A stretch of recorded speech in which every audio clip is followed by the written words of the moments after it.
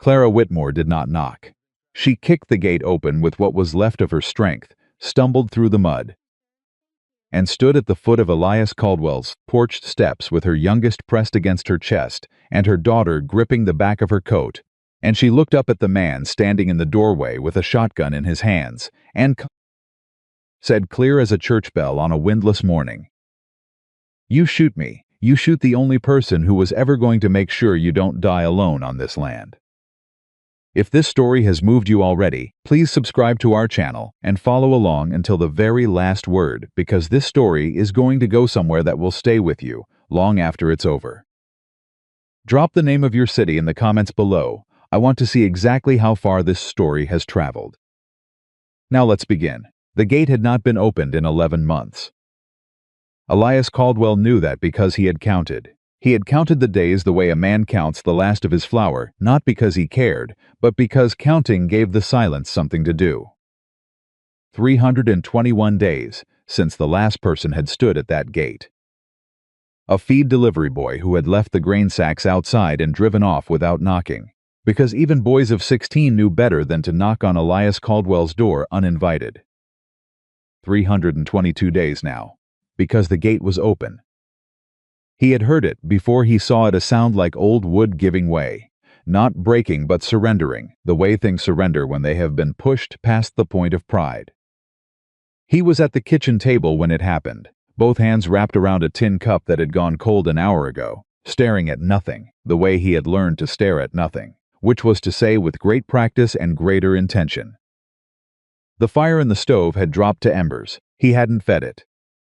He hadn't moved in 2 hours except to refill the cup and set it down again. Then he heard the gate, and then he heard something he had not heard in a very long time. A child coughing. Elias was on his feet before the thought had finished forming. Not because he was a man given to quick movement anymore, his left leg had seen to the end of that, but because the sound reached past every wall he had built inside himself and pulled him upright way. Cold water pulls a drowning man toward air. Instinct, pure animal instinct. He grabbed the shotgun from beside the door, not because he planned to use it, but because a man who lives alone learns that a tool in the hand is better than a tool on the wall, and then he pushed through the front door and onto the porch.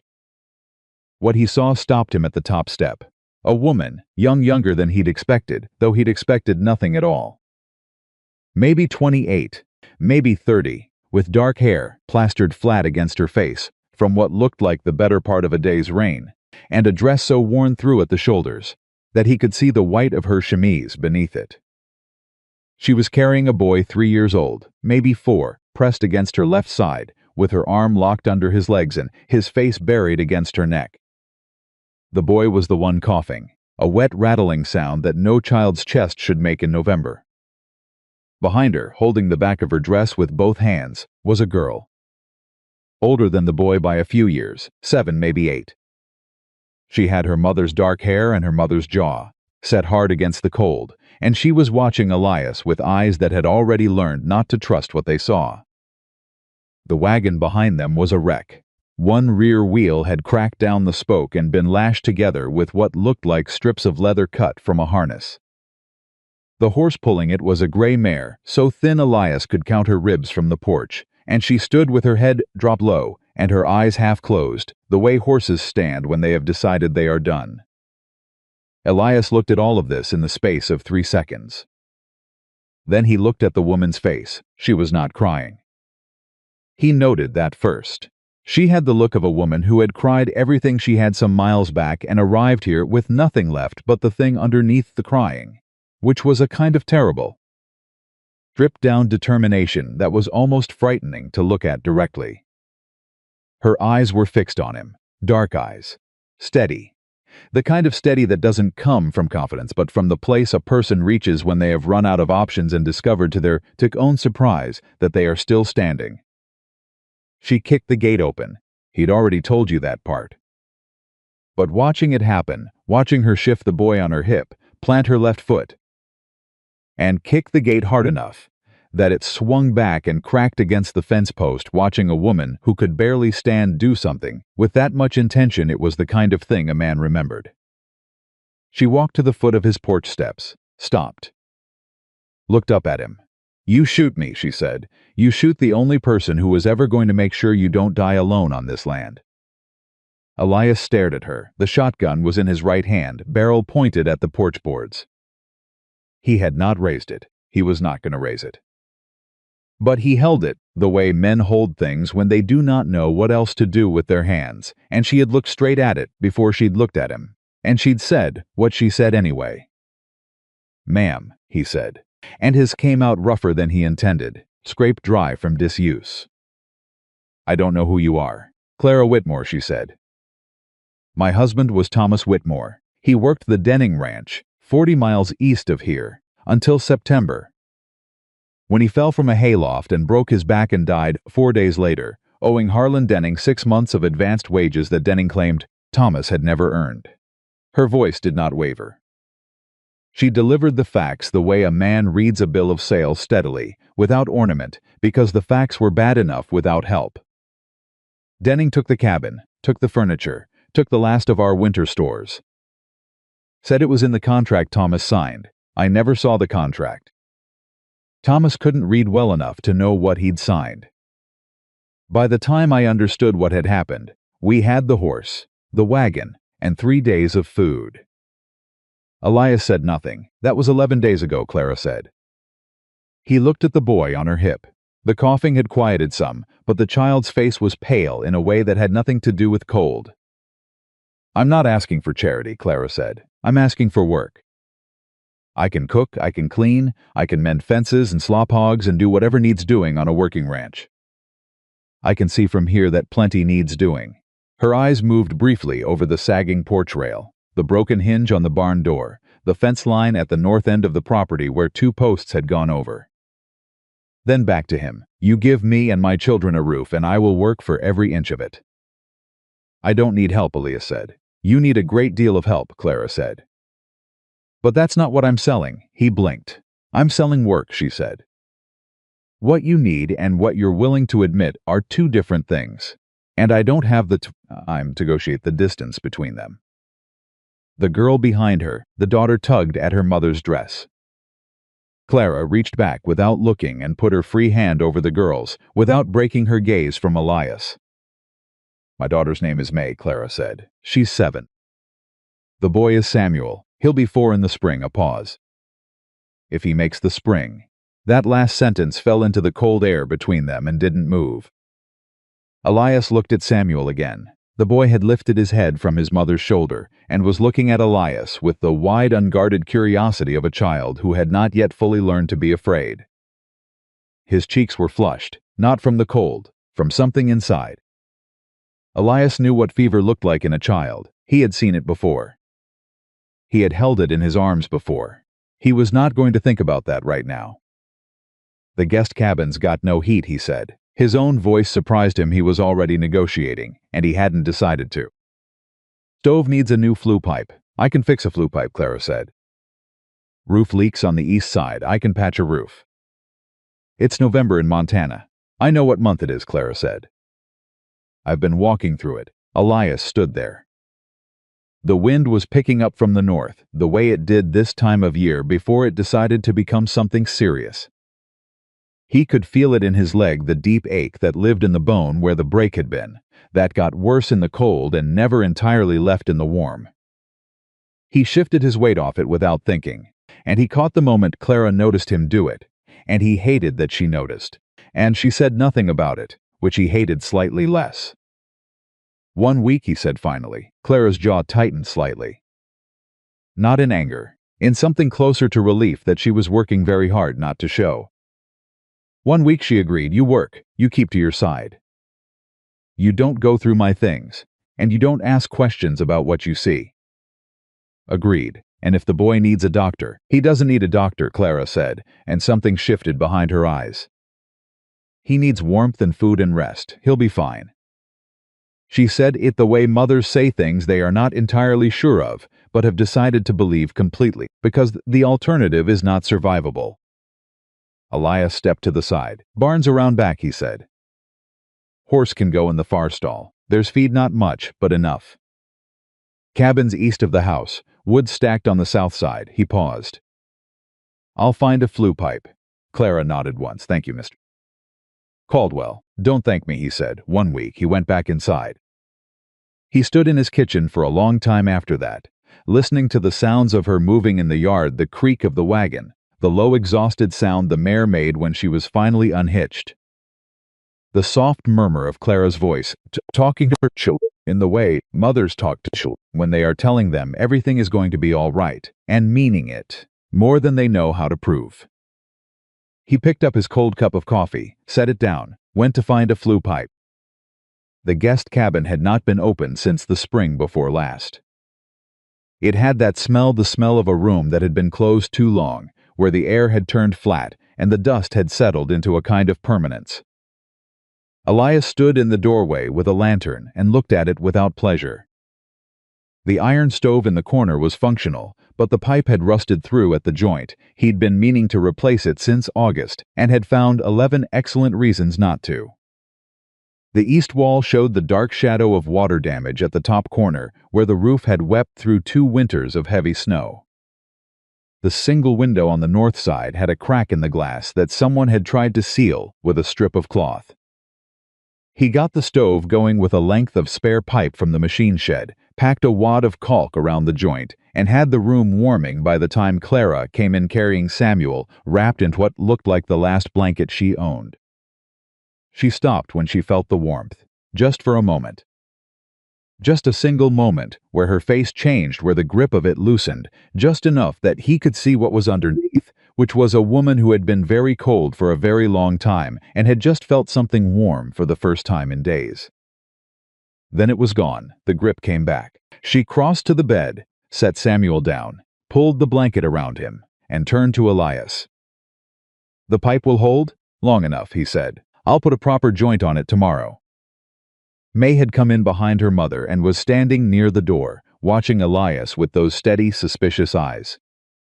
She was holding something, a small cloth rabbit, worn flat, one ear hanging by a thread.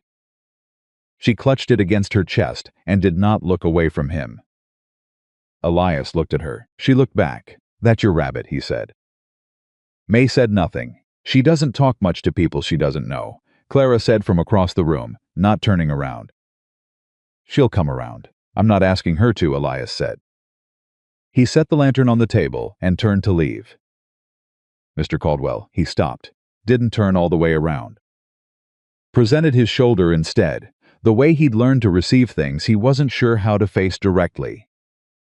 "I want you to know," Clara said, "that I understand what you're risking. Letting strangers onto your land. I won't make you regret it." "Already might," he said, and walked out. The night settled hard and cold over the valley. Elias sat by his own stove and listened to the ranch sounds, the mare shifting in the barn, the pop of the wood in the fire, the distant low of cattle he'd been failing to tend properly for 6 months. Sounds he'd been listening to alone long enough that they had begun to seem like silence. And then, from the east cabin, through the wall of cold November air between them, a child's voice. Small, indistinct, and then a woman's voice answering it, low and steady and warm in that particular way that a mother's voice is warm, which is to say in the way of something that has never fully learned how to be cold. Elias sat with his bad leg stretched out toward the stove and listened to that sound for a long time. He didn't call it anything. He didn't think about what it meant. He just listened. By the second morning, Clara had already changed things he hadn't noticed needed changing. She had not asked his permission. She had simply, with the particular efficiency of a person who has learned that asking sometimes costs more time than doing, gone about the business of looking at what was broken and beginning to address it. The porch steps, 2 of which had gone soft from rot, she had shimmed level with pieces of wood she'd found in the lean-to. The kitchen, which she'd entered that first morning by knocking and waiting until he grunted, she had tidied in the 20 minutes while he was at the barn, not intrusively, not overstepping, but in the way of a person who cannot walk through a disordered room without her hands beginning to address it. And there was coffee. He'd smelled it from the porch. He came in and stood in his own kitchen doorway, looking at the pot on his own stove and the cup set out on his own table, and he had a feeling he could not immediately name. It wasn't gratitude exactly. It was something older and stranger, the feeling of being expected. The feeling of a space that had been arranged to receive him. He hadn't felt that in a long time. He sat down and drank the coffee without saying anything about it. Clara came in from outside while he was on the second cup. She was carrying a pail and had hay in her hair and mud on her boots, and the particular expression of a woman who has just completed the first 4 items on a list she is going to complete entirely.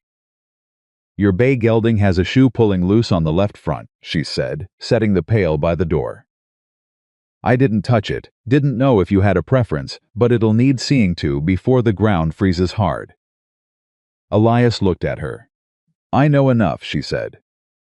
"Thomas wasn't much of a horseman. I learned to handle what he couldn't." And what couldn't he handle? It came out flatter than he intended. Clara looked at him steadily. "A great many things," she said, without bitterness and without apology. "But he was a good man, and he loved his children." "How's the said nothing?" Clara asked. He went still. "My leg is fine. It's not," she said simply. "You were listening to the right all morning." "The cold's in it." "Clara, Mrs. Whitmore," he said again, deliberate. "I'll thank you to my leg be my business." She looked at him for a moment. "Fair enough," she said, and went back out. He sat there for a while after she left. The coffee was good. Better than he made. He hadn't been sure his coffee was bad until this moment, when he understood that it was, and that he'd been drinking bad coffee for years without knowing any different, which struck him as a small and unexpectedly painful thing to realize at 45 years old. Samuel's cough was better by the 3rd day. Clara had brewed something, he didn't know what, some combination of dried herbs she'd had in a cloth pouch in her wagon, the smell of it sharp and medicinal, and she'd been giving it to the boy in small doses with warm broth. The improvement was visible. The flush in the child's face had cooled. He was moving around the cabin under his own steam, which Elias discovered by finding him in the barn on the 3rd afternoon, standing in front of the bay gelding stall, with both hands extended upward, and the serious, concentrated expression of a very small boy attempting communication with a very large animal. Elias stopped in the barn doorway. Samuel did not hear him over the sound of the horse. "Hey," Samuel said to the horse. The gelding lowered his head slowly. Samuel's face split open in a grin so unguarded and complete that it hit Elias somewhere behind the sternum like a thrown stone. He should have said something. Should have let the boy know he was there. Instead, he stood in the doorway for a moment longer than he should have, watching a child grin at a horse in the particular way that children do when they are experiencing joy in its simplest, most unguarded form. And then he cleared his throat and stepped into the barn. Samuel spun around. He did not run. He looked at it with the frank, assessing gaze of a 4-year-old who has not yet learned to fear men particularly, only to read them.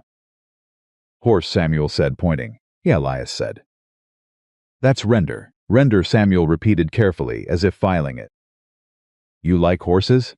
Samuel considered this with the gravity appropriate to a serious question. "Don't know yet," he said. Elias looked at the boy for a moment. "Fair enough," he said, which was what Clara had said to him, and he didn't notice that until later. He went about his business in the barn. Samuel stayed at the gelding stall. Neither of them spoke for a while. When Elias was done, he walked back toward the door, and Samuel's voice caught him. "Mr. Elias stopped. Mama said you let us stay." He turned halfway. "She did. She said to say thank you," a pause. "She said she forgot to say it right." Elias looked at the boy. "Tell her it's all right," he said. He walked back to the house. In the kitchen, he stood at the window and looked at nothing in particular, and thought about nothing in particular, with the particular intensity of a man who is thinking about something very specific, and working very hard not to name it. May spoke to him for the first time on the 5th day. He was on the porch repairing the south railing, a job he'd been putting off for 3 months, because there was no one to tell him what to do with his time, and so he'd done nothing with it when she appeared around the corner of the house and stopped 6 feet away and watched him work. He didn't look up. She didn't speak. This continued for approximately 10 minutes, which is a long time for silence between a grown man and a 7-year-old, but Elias had been in longer silences, and May appeared to be a child of patience. Finally, she said, "Why's your leg hurt?" He kept his hands on the railing. "Accident. Horse." She absorbed this.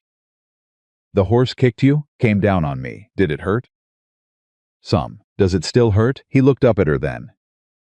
She was standing with the cloth rabbit under her arm and her chin slightly out. The way a child stands when they're asking something they've been told might be impolite, but they're asking anyway because they have decided the answer is more important than the manners. "Yes," he said. She nodded slowly as if this confirmed something she'd suspected. "Mama's back hurts too," she said, "from carrying Samuel."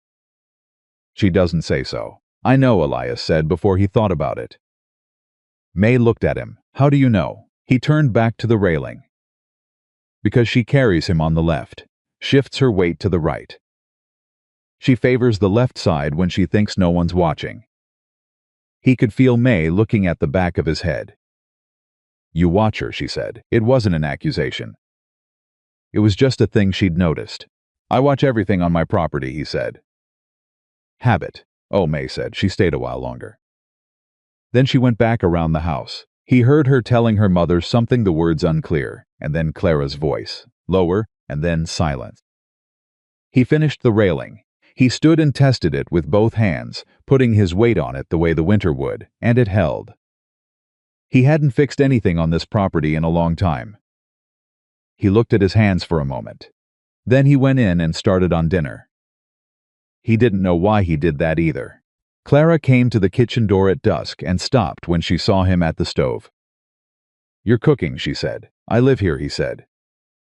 "I was going to sit down, Mrs. Whitmore." She stood for a moment in the doorway. "Clara," she said. He said nothing. "If I'm going to be working your ranch," she said, "and sleeping 20 feet from your back door, and feeding your horse, then you can call me Clara." He did not turn around. A long pause. Then the sound of the chair scraping back. The small sounds of her sitting. Of her letting something go just slightly, just a degree, the way a person lets something go when they have been holding it a long time and someone tells them to sit. He put 2 plates on the table. She looked at the second one. "You're eating with me?" "I'm eating at my table," he said. "You happen to be sitting at it." She was quiet for a moment. Then, very quietly, she said, "That's the kindest unfriendly thing I've ever heard." He sat down across from her. Neither of them spoke for a little while. Then Samuel appeared in the doorway in his nightshirt with a face full of sleep and said, "Mama, is it dinner?" And Clara said, "Yes, baby. Come sit." And Elias got up without being asked and got a 3rd plate from the shelf. And May appeared behind her brother, and the 4 of them sat at a table that had been set for one for years. And Elias Caldwell, who had told himself he needed nothing and no one, picked up his fork and ate dinner at a table that was no longer quiet. He told himself it was just 1 week. He knew even then that it was a lie. By the end of the 1st week, he had not asked her to leave. By the end of the 2nd, he had fixed the barn hinge, ordered a new window pane, and replaced 3 fence posts on the north line work that had been waiting for months and that he accomplished in 8 days, with a consistency of purpose that he had not managed in the better part of a year. He did not think about why. Clara asked him once, at the end of the 2nd week, whether he wanted her to stay on. She asked it plainly and without drama, standing in the barn with a brush in her hand, and the gray mare, who had recovered enough to be opinionated about grooming, pulling away from her with attitude. "The week's come and gone," Clara said. "I understand if you want us to move on." Elias was checking Render's left front shoe, properly replaced now, done by his own hand on day 4. He didn't look up. "Winter's coming hard," he said. "It is," she agreed. "Road to town will be impassable in 3 weeks. Maybe expect so. Be foolish to travel in that." "Extremely," Clara said. He set Render's hoof down. "You can stay through winter," he said. "We'll talk in the spring." Clara was quiet for a moment. "All right," she said. Neither of them said anything else. The mare tossed her head. Clara went back to brushing. Elias stood in the barn with his hand on the gelding's flank and his chest full of something that he recognized distantly. The way you recognize a place you visited once a long time ago and thought you'd never see again. He didn't name it, but it was there, and the ranch, for the first time in a very long time, did not feel like a place where a man was waiting to finish dying. It felt like a place where something had just quietly, and without anyone's permission, decided to begin. The snow came on a Thursday. Elias knew it would. He'd felt it in his leg 2 days before that deep grinding ache that went past bone into something he had no name for, a pain that had become his most reliable weather instrument since the accident. Better than any almanac, more honest than any sky. When his leg said snow, snow came. He was at the fence line when the first flakes hit, hammering a new post into ground that was already beginning to resist the iron. And he did not stop working, because stops was not something he had allowed himself to do easily since Clara and her children had arrived.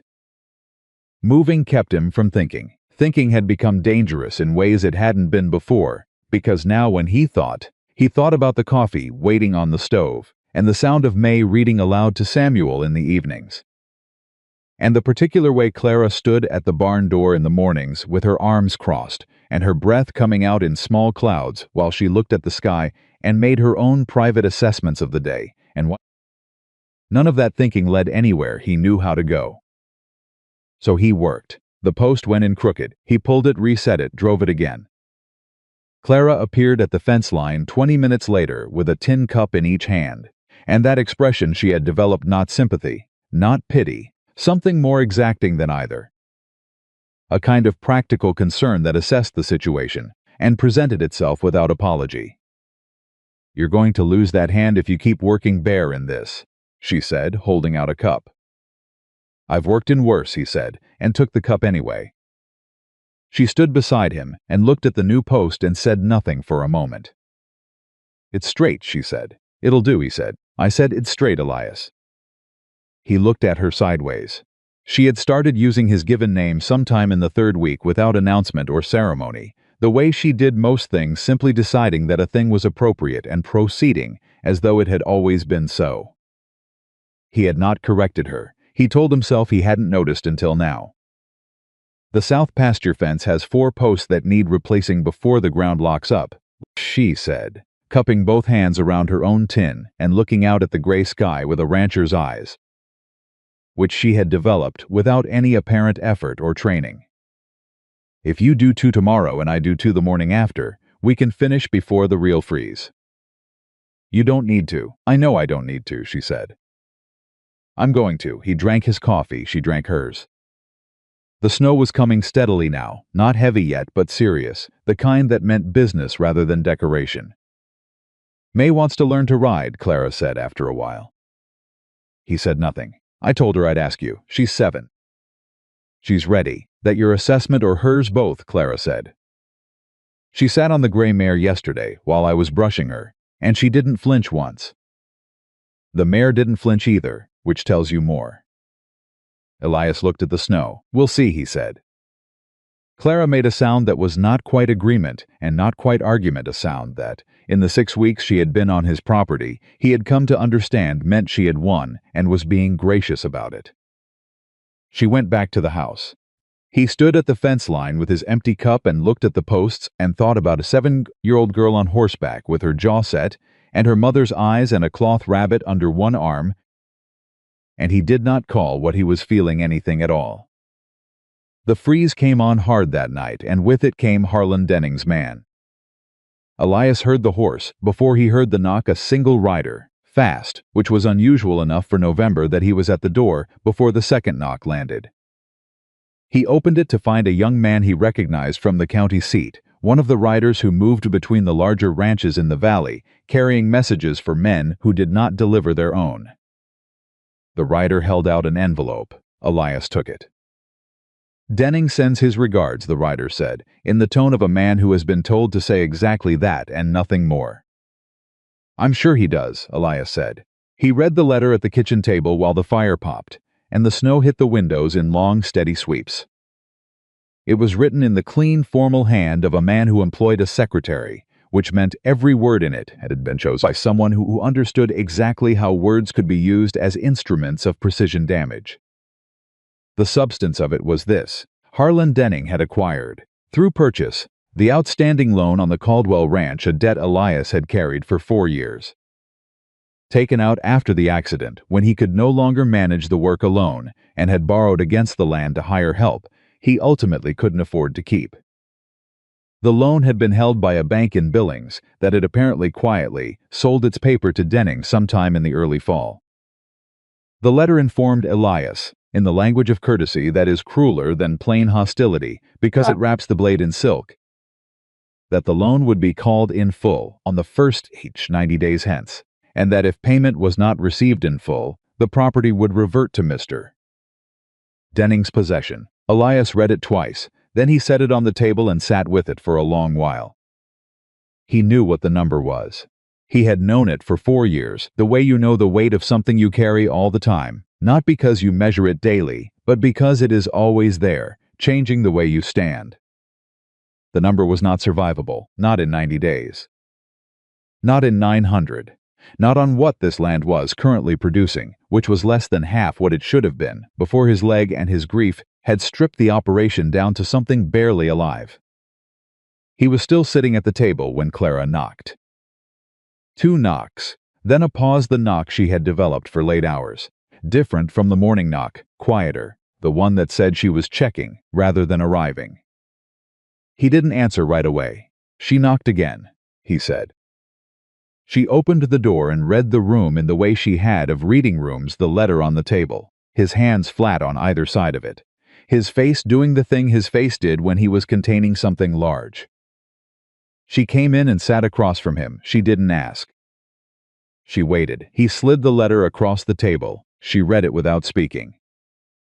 He watched her face as she read, the slight tightening around her eyes at the number, the stillness that came over her at Denning's name, a stillness he understood because he'd felt it too, a stillness that has history in it.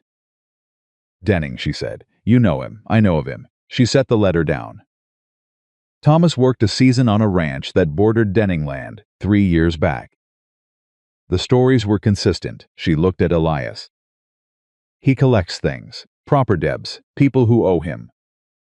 He's been after this land for 8 years, Elias said.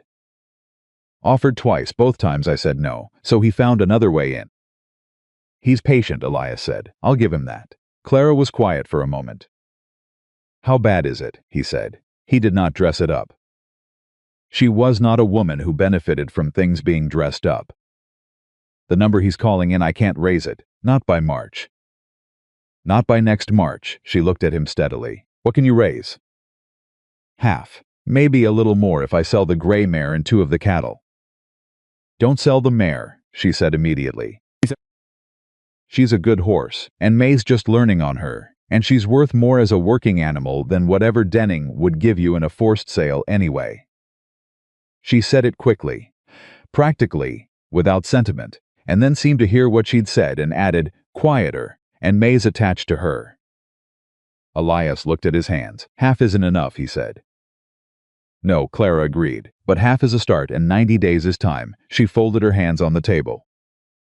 Who do you know in the county? People who've done business with you. People who trust you, I keep to myself. I know you keep to yourself, she said. I'm asking who knows you even so. He thought about it, which was something he had not done in a long time, actually cataloging the people who might, under sufficiently unusual circumstances, extend him something like trust. The list was not long. It had never been long even before, and it was shorter now. But it was not empty. Pete Halverson, he said. He's got a quarter share in the feed mill. And Frank Arden, south of town, I pulled him out of a bad situation with his horses 6 years ago. He said I could call on him. Then call on them, Clara said. I don't ask for help. I know you don't. Her voice didn't change. How's that working out? He looked at her. She looked back.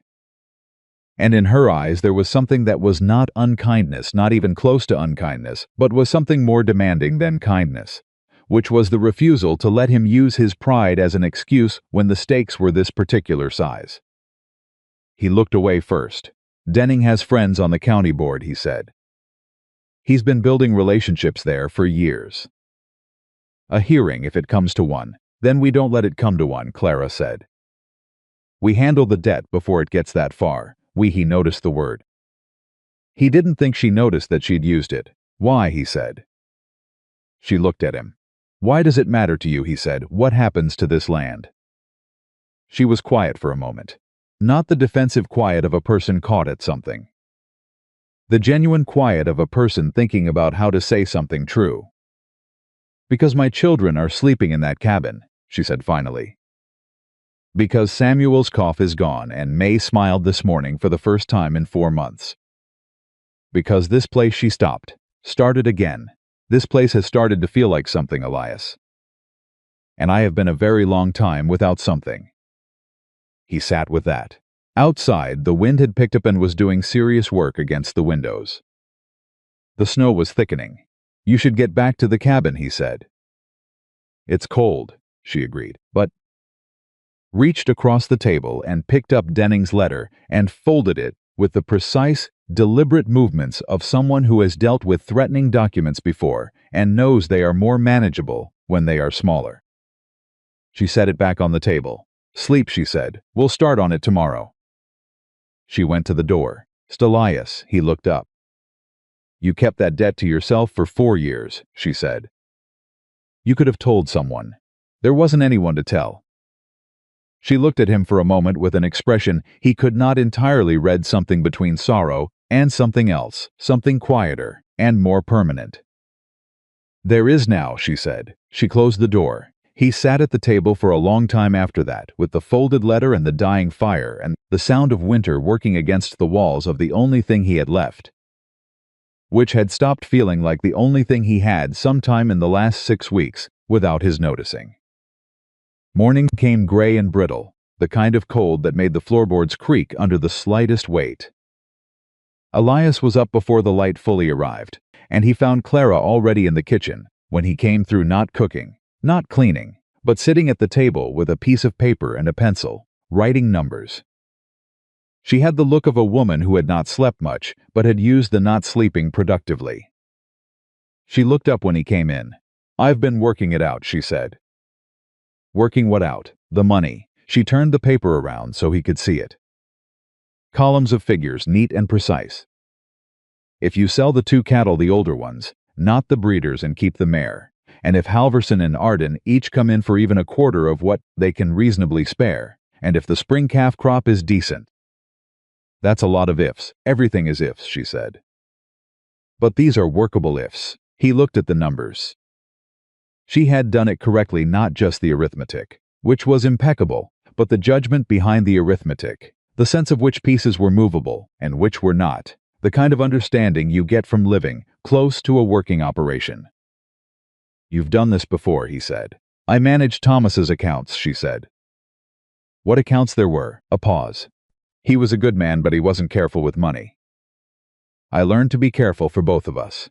And when he died, Elias said, carefully, Denning took all of it. Denning took what the contract said he could take, Clara said. Which was everything. Because Thomas had signed a contract that said everything. Because he couldn't read it well enough to know that. She said it evenly, without venom. But there was something beneath the evenness, something that had been there a long time and had compressed itself, under pressure, into a very hard, very small, very permanent thing. I read that contract afterward. I read every word of it. And I understood exactly what kind of man Harlan Denning was. Elias looked at her. He's done this before, he said. Hasn't he? It's not just your husband, it's not just me. There are 3 other ranches in the valley that Denning holds paper on, Clara said.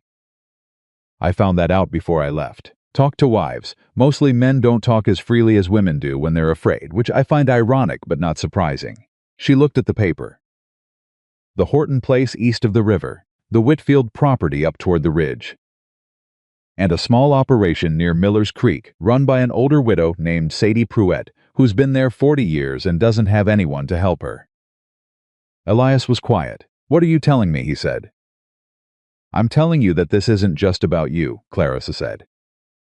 Denning isn't collecting a debt. He's collecting land. and he's doing it one at a time because one at a time is easy. One lonely rancher, one widow, one old woman, they each face him alone. And alone, none of them can do anything. And together? She looked at him. Together is a different conversation, she said. He sat with that. Outside, Samuel's voice came from the cabin, a small, sleepy sound. The particular pre-dawn complaint of a 4-year-old discovering that morning has arrived without his permission. Then Clara's name, called in the tentative questioning way of a child who is checking whether she is still there. She pushed back her chair. "I have to go," she said. "But think about it." She was at the door when he said, "The Horton place." "Do you know Art Horton?" She paused. "By name. His wife is Ruth. She makes a very good apple butter, from what I'm told." "Art Horton and I worked the same cattle drive in '87, Elias said. "We haven't spoken in years, but he'd know my face." Clara turned slowly. He was not looking at her. He was looking at the numbers on the paper. "If you're suggesting what I think you're suggesting," she said. "I'm not suggesting anything," Elias said. "I'm stating facts."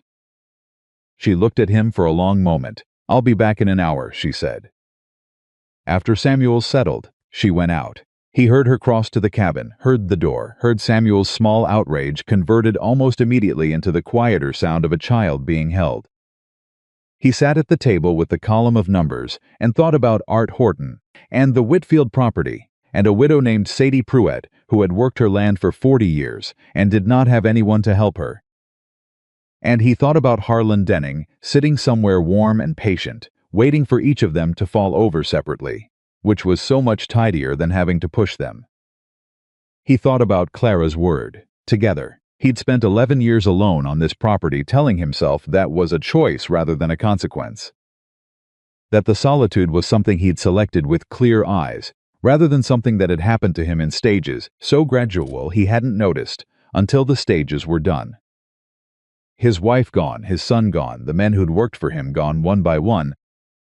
As the money thinned and the work became harder, and his leg made him someone it was difficult to work alongside because of the particular anger that had come to live in him after the accident, not the leg, not the pain, but the anger at needing, at being the kind of man who required accommodation, who had gone from being the strongest hand in the territory to being a man who had to plan his movements around weather. He had wrapped that anger around himself like a fence. It had kept everyone out. It had also kept him in. He picked up the pencil Clara had left on the table and looked at her numbers. Then he turned the paper over and began writing a list of names. Pete Halverson, Frank Arden, Art Horton, the name of the county land registrar, a man named Douglas Webb who had been fair in Elias's limited experience with him. A lawyer in town named Cass, who had handled his deed paperwork and who Elias had once observed, in passing, expressed something that looked like genuine distaste for Harlan Denning's methods, not out loud, not actionably, but in the small, precise way that honest men sometimes allow their opinions to surface when they think no one is paying attention. Elias had always paid attention. He was done with the list when Clara came back. She looked at it. She looked at him. "You've been busy," she said. "I've been thinking, I can see that." She sat down. "Douglas Webb is on that list. He's the registrar. If Denning's land acquisition has been irregular in any way, and I think it has been, Webb has the records. Denning has influence with the county board," Clara said. "Denning has influence with some of the county board," Elias said. "Webb isn't on the board, he's under the board. And men under boards sometimes resent the boards they're under." Clara looked at him with an expression he'd never seen from her before. It took him a moment to identify it. She was surprised. "You've been watching people," she said. "All these years alone, you've been watching." "Nothing else to do," he said. She shook her head slightly, not dismissal, something closer to wonder.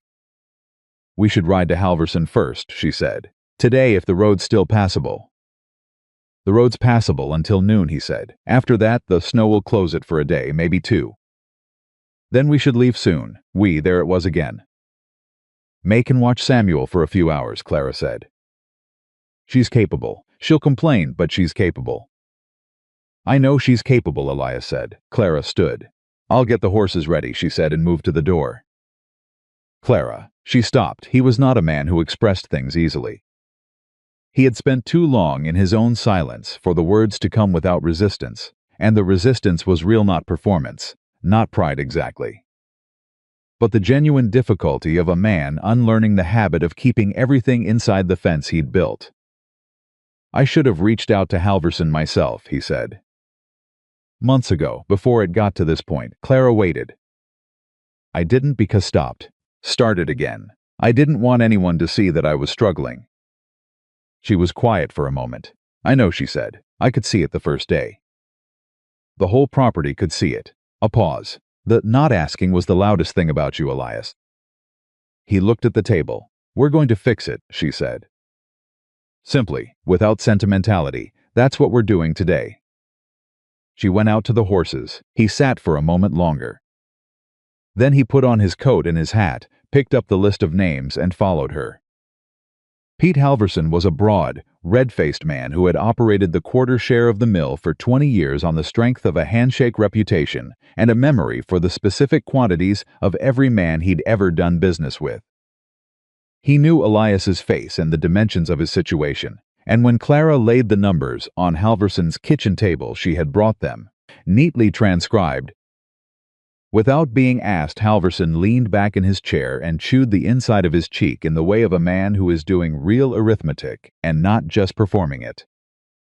"Denning bought your paper," Halverson said. "In September," Elias said. "Without any notification I was aware of until his letter arrived last night." "That's legal," Halverson said. "Technically. Most of what Denning does is technically legal," Clara said. Halverson looked at her with the particular assessment that men of his type apply to women who speak in business conversations, weighing her against the category before deciding whether to hear the words. Clara met his gaze without adjustment. Whatever Halverson found in her eyes, it appeared to satisfy some internal requirement because he nodded once and looked back at Elias. "The Horton place," Halverson said. "You know Denning holds paper on that too." "I've heard," Elias said. "And the Whitfield property." "And Sadie Pruitt's 40 acres. Halverson's voice had gone quieter. "I've been watching it happen for 2 years, one at a time.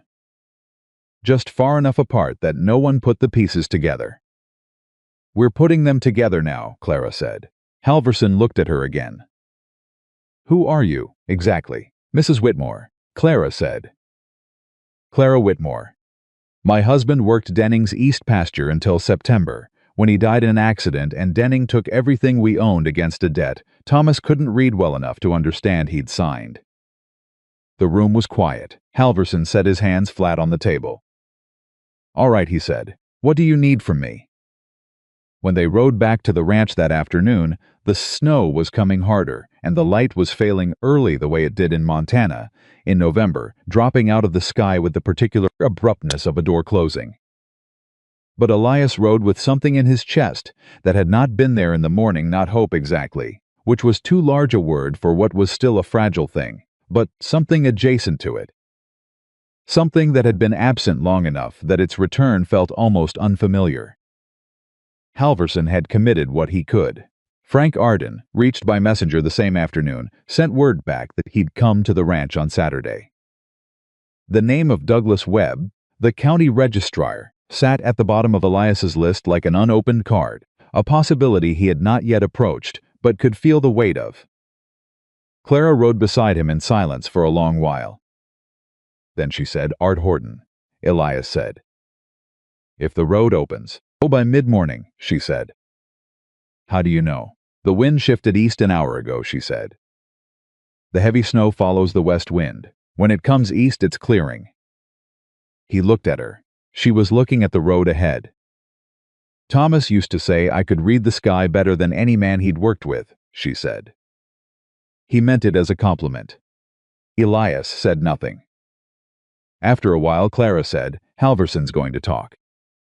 He's that kind of man, not gossip, but the kind who turns a thing over in his mind and eventually tells his wife, and his wife tells her sister, and by Sunday it'll be through the church congregation." "I know," Elias said. "That's why I told him." Clara turned her head to look at him. He looked straight ahead. "You did that on purpose," she said. Denning works in quiet, Elias said. He buys paper quietly, makes arrangements quietly, sends polite letters. The quiet is the weapon. He paused. Noise is the answer to quiet. Clara was still looking at him. Halverson's wife's sister is married to Douglas Webb, she said slowly. Yes, Elias said. You knew that. I knew that. She turned back to the road. After a moment, in a voice that was very nearly something other than her practical register, she said, "You're a more complicated man than you appear, Elias Caldwell." Most men are, he said. She made that sound again, the one that was not quite agreement and not quite argument.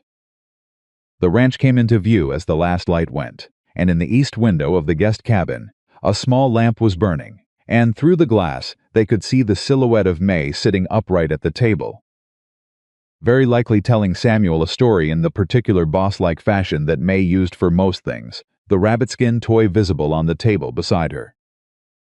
Elias stopped his horse at the gate. He sat there for a moment, looking at that lamp in the window. Clara stopped beside him. Neither of them spoke. Then Elias swung down from the saddle slowly, carefully, managing his leg without comment and without asking for help, but no longer with the aggressive privacy he'd applied to it at the beginning, when her noticing had felt like an intrusion rather than what it actually was, which was concern, and he took the horse's reins in one hand and stood at the gate. "You know it's not just the land he wants," Clara said, still mounted.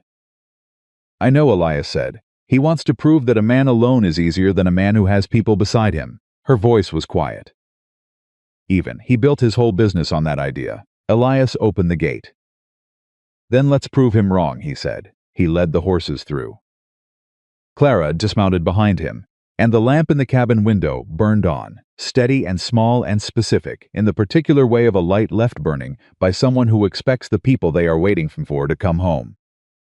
Art Horton's place was a 40-minute ride east on a road that had reopened exactly as Clara said it would by mid-morning, the wind having shifted in the night and pulled the heavy clouds north, leaving behind the kind of hard, clear cold that made every sound carry twice as far and every breath visible from a distance.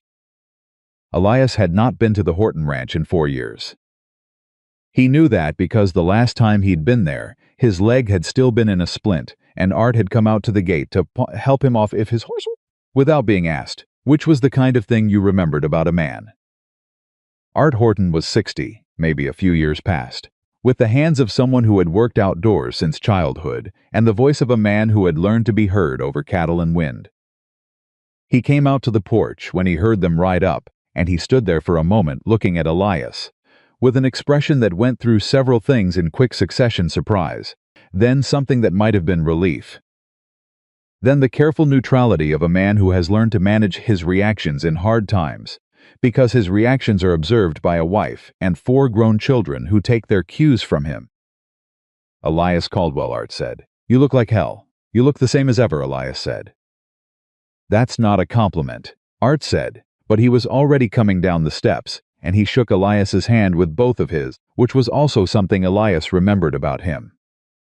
Clara dismounted without ceremony and introduced herself before Elias could do it, which was also something he'd come to expect from her. She understood that social navigation in small communities requires someone willing to be the point of contact, and she had appointed herself to that role with the same quiet efficiency she applied to everything else. "Clara Whitmore," she said. "I've been working Mr. Caldwell's ranch since October." Art looked at her, looked at Elias, said nothing about whatever he was thinking, which Elias appreciated. "Come inside," Art said. "Ruth's got coffee." Ruth Horton was a small woman with sharp eyes and the particular warmth of someone who has spent decades making people feel received rather than merely tolerated. She put cups in front of them before they'd settled their chairs, and then sat down herself, which told Elias she already knew why they'd come, or close enough that the details were a formality. "Denning sent you a letter," Art said. "It was not a question." Art nodded slowly. "He sent us one in August." The table went quiet. "August," Clara said. "August 15th, Ruth said, with the precision of a woman who has had the date memorized since the moment she read it. "We didn't tell anyone. Art said it would work itself out." She looked at her husband, without hostility but without softness either. I told him it wouldn't. It won't work itself out, Elias said. That's why we're here. Art wrapped his hands around his cup. He was a proud man, not the destructive kind of pride that closes everything down, but the structural kind. The kind that had held a family and a ranch together for 30 years, and that made accepting help feel like a violation of something's load-bearing in his sense of himself. Elias recognized that pride with perfect clarity. He had worn it himself for 11 years. He bought the Whitfield paper too, Elias said, and Sadie Pruett's. And mine in September. All four, he said. All four, Elias said. He's been collecting us, one at a time. Far enough apart that no one was going to put it together on their own. He paused. I wouldn't have put it together on my own. Art looked at Clara. She met his eyes. Mrs. Whitmore worked for Thomas Whitmore, Art said quietly. I heard about Thomas. You heard correctly, Clara said. Denning took everything the contract covered. Which was everything Thomas had, because Thomas signed a contract he couldn't fully read. Art sat back in his chair. The silence in the room was the kind that happens when a number of people are all thinking the same thing and arriving at the same place from different directions. He's been doing this for years, Art said finally. Yes, Clara said, and nobody put it together, she said. Because nobody was talking to each other, because each person faced him separately, which is exactly what he wanted. Art looked at Elias. What are you proposing? I'm not proposing anything yet, Elias said. I came to tell you what I know and to find out if you were willing to be part of a conversation with others in the same position. Halverson, Art said. Frank Arden? Saturday. Art was quiet for a moment. Ruth put her hand on the table near his, not touching it, but near the particular gesture of a woman who is leaving the decision to her husband, but making clear she is present for whatever he decides. Art looked at his wife's hand, then he looked at Elias. Sadie Pruett's been on her land since before I was born, Art said. If Denning takes that place, he's not going to, Clara said. It came out with a certainty that surprised even her, visible in the slight adjustment of her own expression after the words were out. Art looked at her for a long moment. You're sure, he said. Not yet, she said, but I'm going to be. Art reached across the table and shook Elias's hand again. Saturday, he said. They were halfway back to the ranch when Elias said, You're not sure. No, Clara said. But you told him you were. I told him I was going to be. She was looking at the road.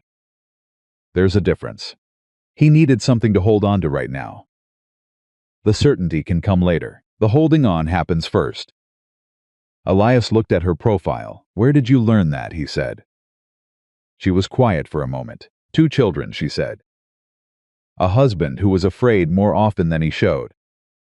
And a long time of being the only person in the room who couldn't afford to fall apart. He said nothing. She didn't add anything. They rode the rest of the way in a silence that had nothing empty in it. The meeting at the Caldwell Ranch on Saturday brought 7 people into the front room. Halverson, his wife Margaret, Frank Arden, Art and Ruth Horton, and a man Elias had not expected, who arrived with Arden and introduced himself as Joseph Whitfield, the younger brother of the man who held the Whitfield property. He was 26 and had the raw-edged look of someone who had been angry for a sustained period without having found a useful direction for it. Clara had rearranged the front room. She did not ask Elias's permission. She moved the chairs to face each other rather than the wall, opened the stove to push heat into the space, made coffee that was better than anything that kitchen had produced in years. And by the time people began arriving, she was simply present, not at the front of the room, not directing, but in the particular position that made clear she was the person who understood the situation most completely and was available to be asked. Elias stood at the window while they talked. He was not a man comfortable in rooms with multiple people.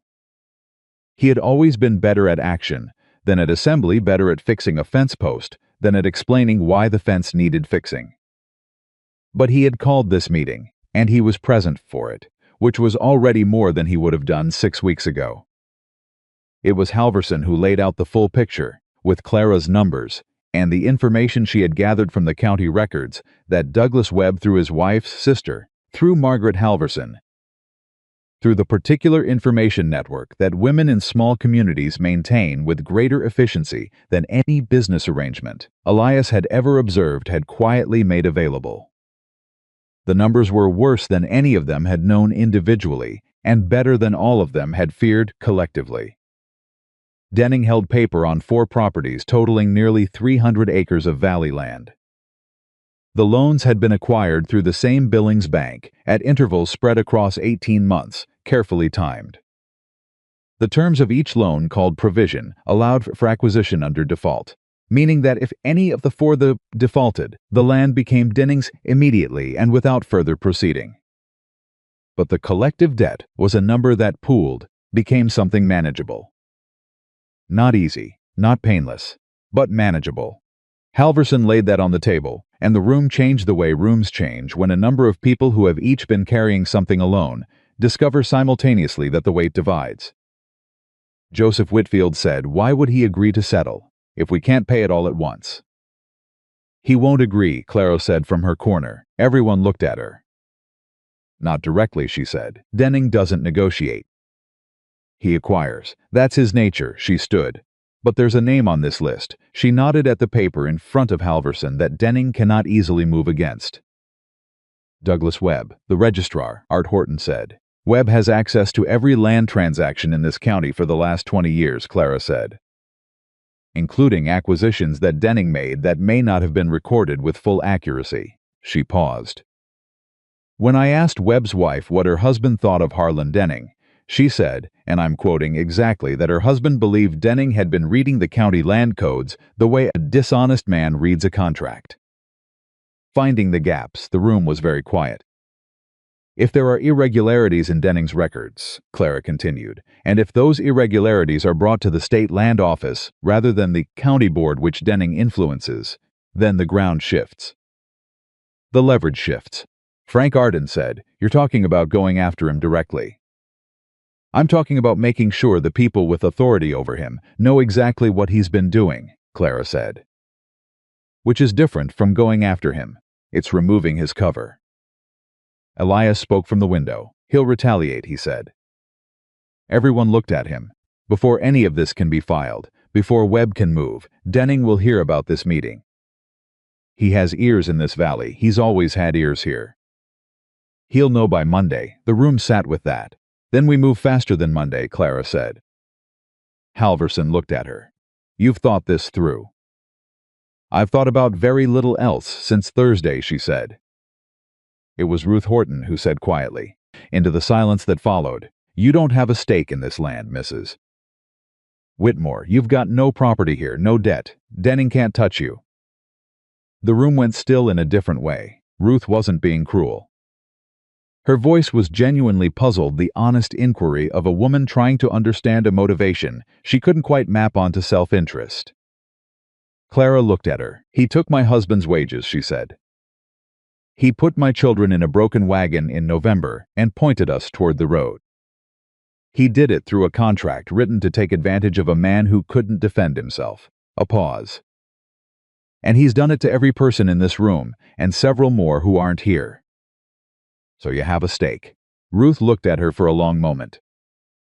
Then Ruth Horton, who had lived in this valley for 30 years, and was not a woman who trusted quickly, said, "All right then."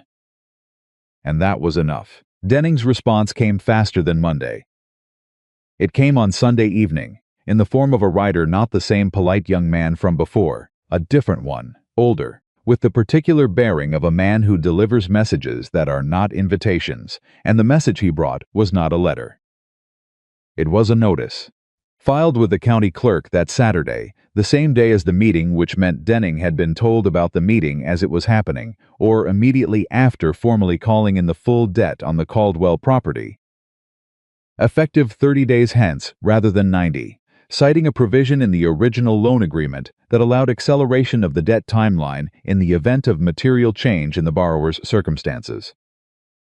Elias read the notice twice. Clara read it once. "He knows," she said. "Yes," Elias said. "He moved the deadline 30 days instead of 90. Clara set the paper on the table. Her hands were completely steady. Her face was the face she used when she was containing something very large, with very deliberate effort. And Elias had learned to read it the way you learn to read weather, not from what was visible on the surface, but from the particular quality of the stillness.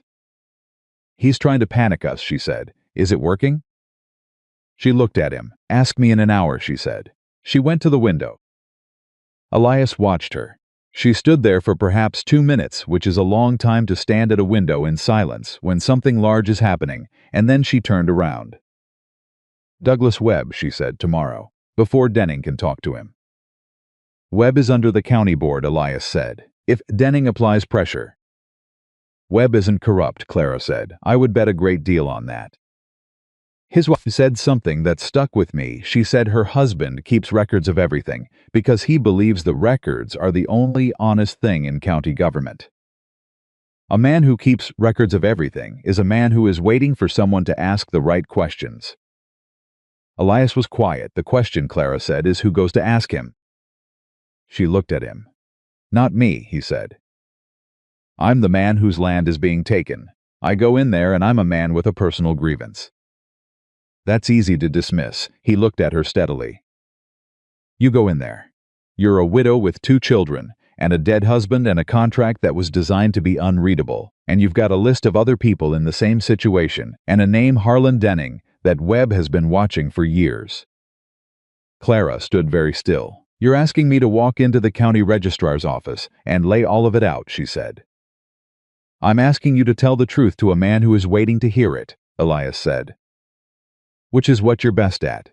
She looked at him for a long moment. Then she said, "If this doesn't work." "It'll work," he said. She blinked. "You don't know that." "No," he said. "But you told Art Horton you were going to be sure." "I'm doing the same thing for you." Something moved in her face. Not the practical, stripped-down expression she wore like armor most of the time, but something underneath it, something that was less defended and more real, and that she pulled back behind the armor quickly, but not quite quickly enough. "All right," she said. "I'll go with you," he said. "But not into the office." She nodded once. Then Samuel called from the cabin, and she went, and Elias stood at the kitchen window in the dark and thought about 30 days, and the name Douglas Webb, and the particular sound of Clara's voice, when it went quiet like that, which he had learned meant she was managing something that mattered very much. They rode to the county seat the next morning, Clara in her best dress, which was not fine but was clean, and pressed with the attention of a woman who understood that presentation carries weight in rooms where power sits behind a desk, and Elias, in his good coat, the one he hadn't worn in a year. Webb's office was in the back of the county building, past the clerk's window and the boardroom, and a long corridor of closed doors. He was a thin man of 50 with a careful face and the eyes of someone who has spent decades reading documents and has developed, as a result, the ability to read other things with similar precision. He looked at Clara when she came in. He looked at the folder she was carrying. Clara had spent Sunday night compiling every piece of paper she had, every figure from her calculations, the notes from Ruth Horton and Margaret Halverson, a written account of her own husband's situation signed by herself. "Mrs. Whitmore," Webb said. "You know who I am," she said. "My wife mentioned you might come," he said. Clara sat down across from him and opened the folder. She talked for 40 minutes. Webb did not interrupt her. He listened the way careful men listen, not passively, but with visible attention, asking one question at a time when she paused, each question targeted with the precision of a man who already has a framework and is filling in the specifics. He took notes. He asked her to repeat 2 dates. He asked for the name of the bank in Billings. He asked, very carefully, whether she had seen the original contract that Thomas Whitmore had signed. "I read it after Thomas died," she said. "Do you have it?" She reached into the folder and put it on his desk. It was the only truly irreplaceable thing she owned. She had kept it in the bottom of her wagon through 11 days of travel and 6 weeks on a stranger's ranch, folded in oilskin to protect it from weather, because she had known even then, even in the worst of it, that the contract was evidence of something, and that evidence kept. Webb picked it up. He read it slowly. His face did not change while he read, But when he set it down with the care of a man handling something that is going to matter significantly in the near future. "Mrs. Whitmore," he said, "how many properties did you say?" "4 that I know of," she said. "There may be more." "There are more," Webb said. The room went very still. Clara heard her own breathing. "How many more?" she said. 6 additional land holdings in this county that transferred to Harlan Denning's name or associated holding names in the last 7 years, Webb said. 2 of them under circumstances I have had questions about for some time. He paused. And 1 filing, 18 months ago, that I rejected and returned to Denning's attorney for correction because the description of the parcel didn't match the survey record. He looked at her. It was resubmitted with a correction, but I kept a copy of the original. Clara sat very still. "Why did you keep it?" Webb looked at her steadily. "Because a man who files an incorrect parcel description on a land acquisition in this county is either incompetent," he said, "or he's testing how carefully the office checks its work." "And you check your work," Clara said. "Every record," Webb said. "Every transaction, every name." He folded his hands. "I've been keeping very careful records, Mrs. Whitmore." For quite some time. Clara walked out of Webb's office 20 minutes later with her folder and the receipt for the materials she'd left with him, Webb's own handwriting, signed and dated, which she had asked for, and he had provided without hesitation, and she stood in the corridor for a moment before she moved, because her legs had decided to take a moment, and her hands, which had been so steady throughout, were trembling slightly. She stood there and let them tremble briefly, privately, in the empty corridor. Then she walked out. Elias was waiting outside with the horses. He read her face when she came through the door, and whatever he read there made him exhale slowly, a breath she hadn't realized he'd been holding. "He had more," she said, "more than we knew. 6 more. And a filing he rejected 18 months ago, he kept a copy of." She looked at Elias. "He's been building a case on his own for 2 years. He was waiting for someone to come ask." Elias was quiet for a moment. "Because one county registrar filing a complaint against a man Denning's size looks like a grievance," Elias said. "But a county registrar with documentation, supporting multiple property owners, all presenting the same pattern," Clara said. "That's a different thing entirely," Elias said. "Yes," she said. He took the reins of her horse and held them while she mounted. When she was up, he handed them back to her, and their hands were briefly in the same space, and neither of them made anything of it, but neither of them moved away from it, particularly quickly either. "Did he say what happens next?" Elias said. "He said he needs 2 weeks to compile his records properly," Clara said. "He's going to contact the state land office directly. He doesn't want it going through the county board." "Denning will find out," Elias said. "He already knows something's in motion," Clara said. "The question is whether he moves first." They rode in silence for a while. Then Elias said, "What does Denning do when he realizes he's losing?" Clara thought about it. Not the surface of it, she'd thought about the surface of it, but the inside, the nature of a man who had built his position on the assumption that people faced alone would always fold. "He'll try to discredit us," she said. "He'll say you're an unstable man who can't manage his property. He'll say I'm a woman with an agenda, a widow who attached herself to a vulnerable man's ranch for reasons of self-interest." She paused. "He'll come after your character and mine. That's the only play he has left." Elias was quiet for a long stretch, then let him come. Clara looked at him. "My character's been sitting on that land alone for 11 years, he said. "Every man in this county knows what my word is worth." And yours stopped. "Mine's an open question," she said. "I'm a stranger here. You were a stranger 7 weeks ago," he said. Ruth Horton said all right to you. Pete Halverson listened to your numbers for 2 hours. Frank Arden told his wife you had more sense than any man he'd dealt with in a decade. He looked at the road. "You're not a stranger anymore." Clara looked at him. He didn't look back. She looked at the road. And something in her chest, which had been held at a very specific distance from hope for a very long time, held there by necessity, by the discipline of a woman who could not afford to want things she wasn't sure of, shifted. Just slightly. just a degree, enough to notice. She rode beside him the rest of the way home without speaking. And the cold was serious, and the road was hard, and the ranch came into view with smoke from the cabin stovepipe, and the gray mare visible in the paddock, and May's voice carrying across the yard before they were even through the gate. May's voice, clear and specific, telling Samuel something with great authority, and Elias pulled his horse to a stop just inside the gate and looked at all of it for a moment. Clara stopped beside him. "It's a good piece of land," she said quietly. "It is," he said, "worth fighting for." He looked at it for another moment. "Yes," he said, and then, because he was a man of very few unnecessary words, and that was apparently all he had on the subject, he rode toward the barn. Clara stayed at the gate for a moment longer. She was thinking about Harlan Denning, not with fear, not exactly, but with the clear-eyed attention of a woman who has learned to keep her eyes on the thing that's coming rather than the ground in front of her feet. He was going to move. She knew that with certainty. Webb's involvement had changed the terrain, but it had not eliminated the danger, it had only redistributed it. And men like Denning, when they felt the ground shifting, did not step back. They stepped harder. She thought about what he would do. She thought about the 30 days on the notice. She thought about the document Webb was holding, and the 6 additional properties, and the filing he had kept a copy of for 2 years, waiting.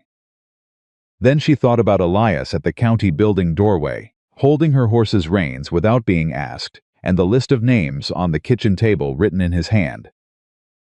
And the coffee, always the coffee, and the way he'd said, "Let him come," without bravado, without performance, as though it were simply a fact he was stating about what was going to happen next. She clicked to her horse and rode toward the barn. Inside, Elias was already unsaddling. May appeared in the barn door with Samuel on her hip, which was a thing she was not supposed to be doing because Samuel was heavy and May was 7. But she was doing it with the confidence of a child who has decided a rule is less important than a fact. The fact being that Samuel had wanted to come to the barn, and she had determined he would. "He ran," May said by way of explanation. "He always runs," Clara said. "His boots were on the wrong feet," May said. Elias looked at Samuel's feet. Samuel looked at Elias. His boots were indeed reversed. "Huh," Elias said. Samuel looked down at his boots with the particular expression of a small boy encountering information that doesn't entirely make sense to him. "They feel right," Samuel said. "They would," Elias said. "Come here." Samuel crossed the barn. Without hesitation, he had stopped hesitating around Elias sometime in the 3rd week, with the ease of a child who decides trust is more interesting than caution, and stood in front of him. And Elias crouched down on his good knee and switched the boots with the practical efficiency of someone who had done this before.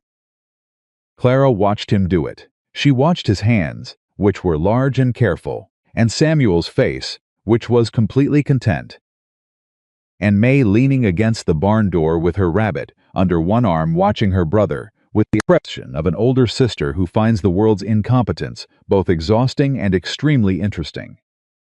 She watched all of it, and she thought, this is what Denning is trying to take. Not the land, not the cattle or the fences or the grain in the store. This exact thing, and that was when she stopped being afraid of him. Not because the danger was gone, the danger was real and immediate, and 30 days was not long. But because fear, she had discovered, gets much smaller when you can see clearly what you're protecting. And she could see it now, standing in the doorway of a barn on a piece of Montana land that was worth fighting for. With a man on one knee fixing a small boy's boots while snow ticked against the roof and the gray mare shifted in her stall, and May said something dry and 7-year-old to Samuel that made Elias make a sound that was the closest thing to a laugh that Clara had heard from him. She was going to protect this, all of it, whatever Denning sent next. Denning moved on a Wednesday. Elias found out the way people find out about things in small valleys, not from the man himself, not from any official notice, but from Pete Halverson's wife Margaret, who heard it from her sister, who heard it from Douglas Webb at breakfast before Webb had even finished his coffee, because Webb had received a letter Tuesday evening from Denning's attorney and had sat with it all night, and by morning could not hold it any longer. Margaret rode to the Caldwell Ranch herself. She did not send word. She came. Clara saw her coming up the road from the kitchen window and knew from the way Margaret was riding fast, no wasted movement, the posture of a woman carrying something that couldn't wait, that whatever was in the letter was not good. She had the door open before Margaret reached the porch. He filed, Margaret said, getting down from her horse with the urgency of someone who has been holding news like a hot coal the whole ride. Denning filed a formal complaint with the county board against Douglas. Says Webb has been conducting an unauthorized investigation into private land transactions. Says Webb exceeded his authority. Says she stopped. Caught her breath. He's asking the board to remove Webb from his position. Clara stood very still. When, she said. The board meets Friday, Margaret said. Day after tomorrow. Clara turned and walked back into the house. Elias was at the kitchen table.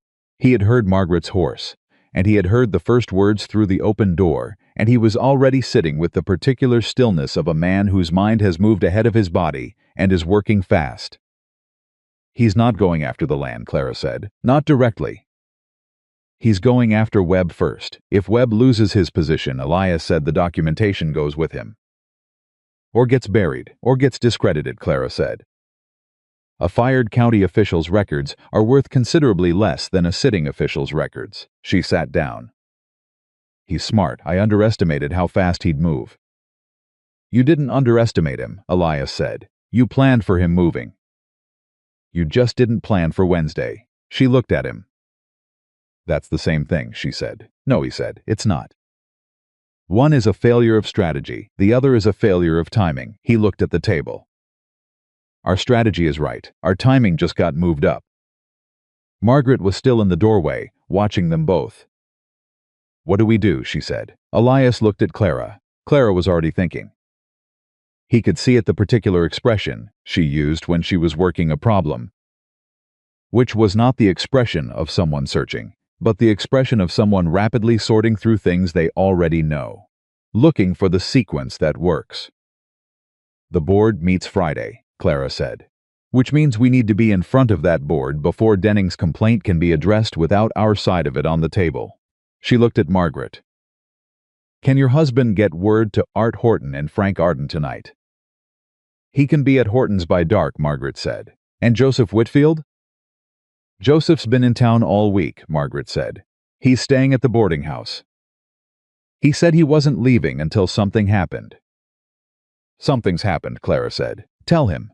Margaret was back on her horse in 3 minutes. Elias watched her go from the porch. Clara came and stood beside him. Sadie Pruitt. I know, Clara said. She needs to know. I'll go tomorrow morning, Clara said. First light.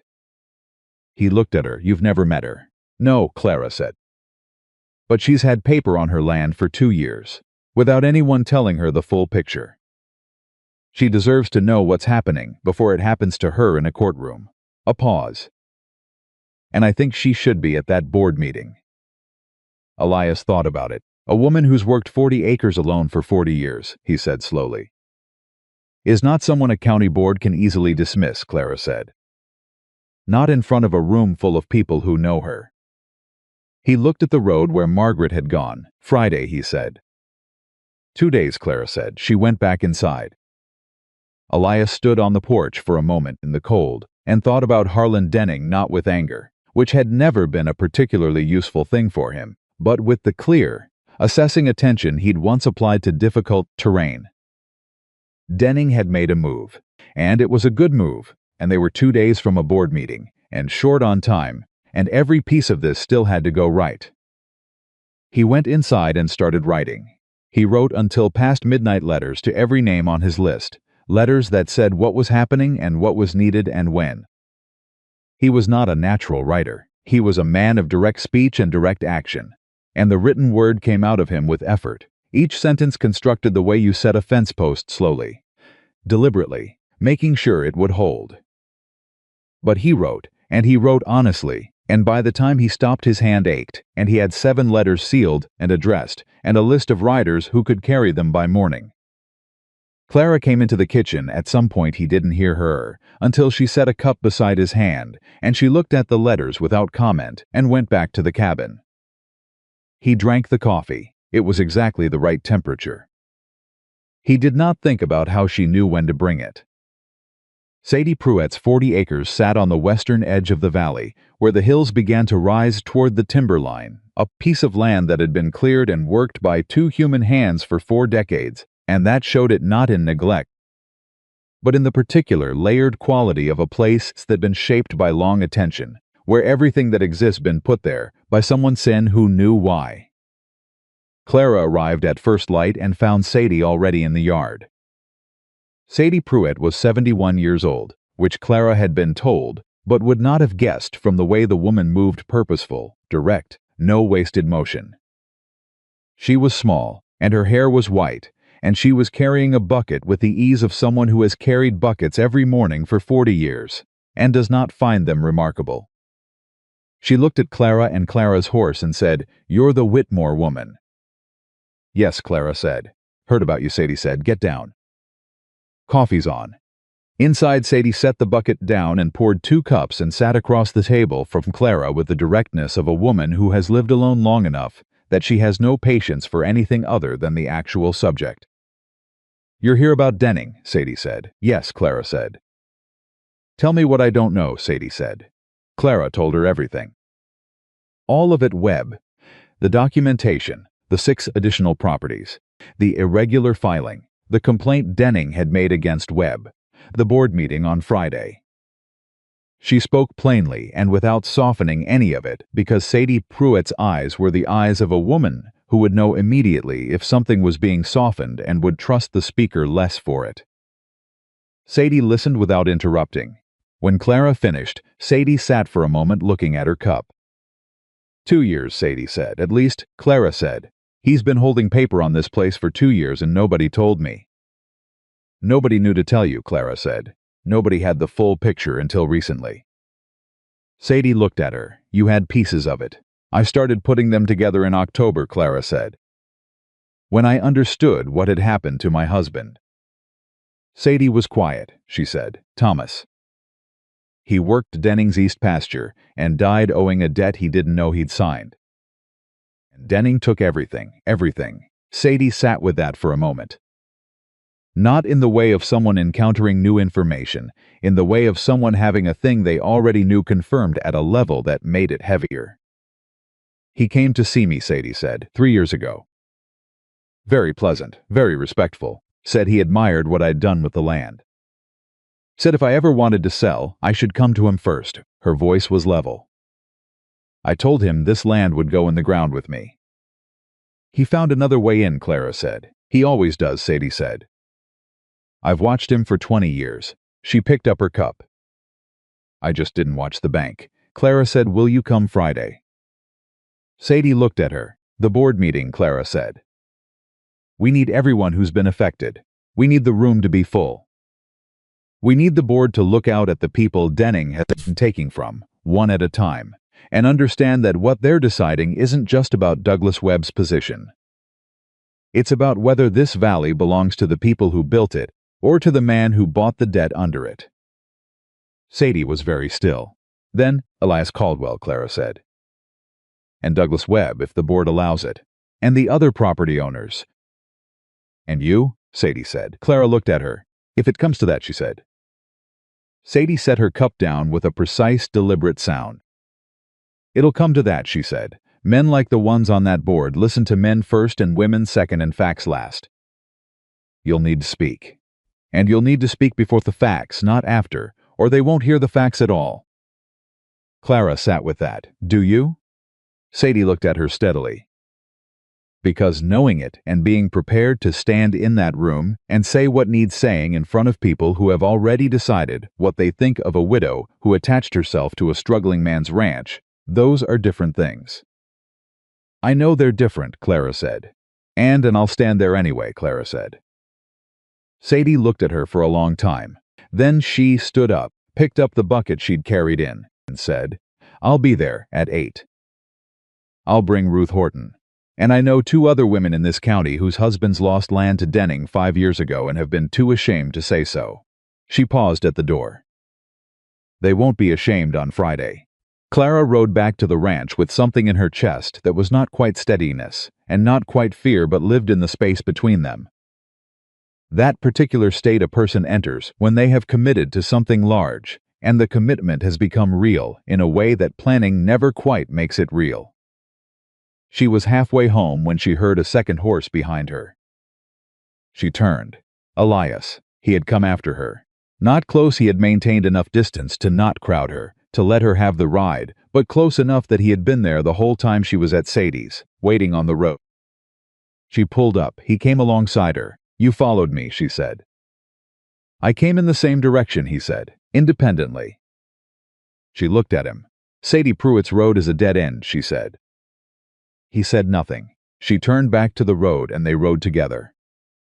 After a while she said, "She's coming, and she's bringing others." "I know," he said. "How do you know?" "Because you went," he said. "And you don't come back from things empty-handed." Clara looked at the road ahead. The thing in her chest that had been living between steadiness and fear shifted slightly toward steadiness. "I need to talk to you about Friday," she said. "I know," he said again. "You're going to speak," she said. "But there's something you need to say that you haven't said out loud yet." "To anyone. Your wife," Clarissa said. Carefully, directly, because she had learned that directness was the only approach with Elias that did not produce a wall. "And your son. What happened to them?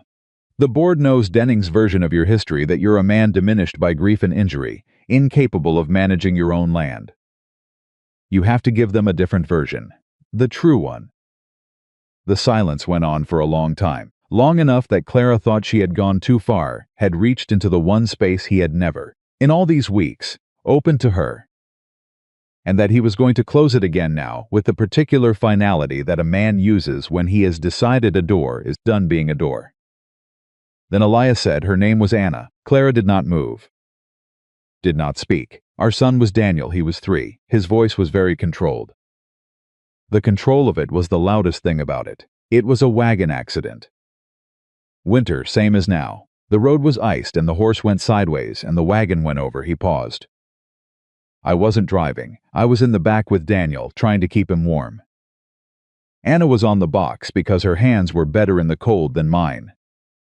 Better instincts for the reins." He stopped. Clara kept her eyes on the road and let the silence be what it needed to be. "The horse went left," Elias said. "I went out the right side with Daniel. Anna went with the wagon." A long pause. He stopped. "Daniel hit wrong. He lasted 2 days." Clara's hands tightened on her reins. "I blamed myself," he said, "for being in the back. For letting her drive. For every choice of that morning. I blamed myself the way you blame yourself when the facts of a thing aren't enough, when you need a reason beyond weather and ice and bad luck. I needed it to be my fault, because my fault was something I could understand and control and punish." He said nothing for a moment. "The punishment was the ranch," he said. "Staying there, alone, letting it fall apart around me because letting it fall apart felt like what I deserved." Clara said very quietly, "And what do you deserve now?" He looked at her. It was the first time in the whole conversation he had looked at her, and his face was not what she expected. She had expected it to be closed, guarded, the way men's faces go when they have said something they did not expect to say. Instead, it was open, raw in the particular way of something that has been covered for a very long time and has just been uncovered. He didn't answer. She hadn't expected him to, not yet. "Tell that to the board," she said gently. "Not the grief, not the details. But who you are, who you have been on that land, what Anna would have wanted done with it." "I don't talk about Anna," he said. His voice had gone quiet. "Not to anyone. I know," she said. "You'll talk about her Friday. Because Denning's argument is that you're a broken man. And you're going to stand in that room and let the people who have known you for 20 years see that a broken man doesn't fix fences, doesn't rebuild a herd, doesn't open his gate to a woman and her children in November, and give them a roof and a chance." Elias was quiet. "You are not what he says you are," Clara said. The road went on. After a long while, Leah said, "What am I?" She looked at him. "You're the man who opened the gate," she said. He turned back to the road. His jaw moved once. He said nothing. They rode the rest of the way in silence that had weight and warmth in it, the kind of silence between people who have said something real and are letting it settle into the ground between them, where it can take root. Thursday came and went in a blur of preparation.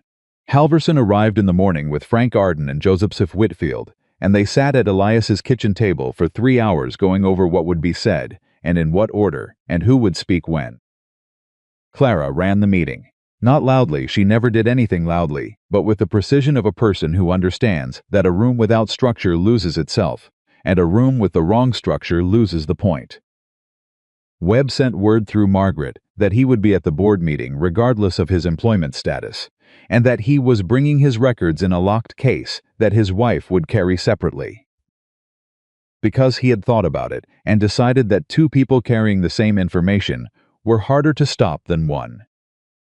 Sadie Pruett sent no word, but Margaret reported, with visible satisfaction, that Sadie had been seen in town that afternoon, speaking to 4 women Clara didn't know, and that all 4 of them had the expressions of people who have just been told a thing they had suspected for years, and are experiencing the particular relief and fury of confirmation. Elias spent Thursday afternoon at the barn. Clara found him there at dusk, not working, just standing with his hand on Render's flank, not moving. She came in quietly and stood a few feet away and said nothing for a moment. "You don't have to say everything," she said. "Just enough." "I know what to say," he said. "I know you do," she said. "I'm saying you don't have to say it perfectly. These are people who know you." "The knowing matters more than the saying." He was quiet. "She would have liked you," he said, unexpectedly. "Anna," he said. "She was." He paused. "Practical, like you. She didn't tolerate nonsense, and she didn't soften things, and she made the best coffee in the territory." He said the last part with something in his voice that was so close to a smile that it changed the whole shape of his face. "She would have liked you very much." Clara stood in the barn and felt something move through her that she didn't try to name, because naming it would require more than she had available at this particular moment. "Elias." He looked at her. "Thank you," she said. "For that." He nodded once. She went back to the cabin to put her children to bed. Friday morning broke clear and brutal cold, the kind of cold that makes everything sharp and specific and refuses ambiguity. Elias was dressed and at the horses before dawn. Clara came out of the cabin with May's instructions about Samuel's boots delivered over her shoulder. The boy had apparently made the switch again in the night. Whether from conviction or mischief, no one was entirely sure, and her good dress and her folder and the particular expression she wore when she had made a decision and was moving toward it. They rode into town together. They were not the first to arrive. Sadie Pruett was already there. Standing outside the county building with Ruth Horton and 4 women Clara didn't recognize, and 2 that she did, Margaret Halverson, and a woman she'd seen once at the feed store who turned out to be Frank Arden's sister-in-law, who had apparently driven 12 miles at 5 in the morning because Sadie Pruett had told her to. Joseph Whitfield was there. Art Horton was there. Pete Halverson stood at the door of the building with his arms crossed, and the expression of a man who has decided he is not moving, which was very convincing. Elias got down from his horse and looked at all of them. He stood there for a moment. Clara came to stand beside him. "You ready?" she said quietly. He looked at the building. "I've been ready," he said. "I just forgot for a while." The board meeting was called at 9 o'clock by the chairman, a heavy-set man named Gerald Price, who had the practiced neutrality of someone who has learned to sit in the middle of things and call it fairness.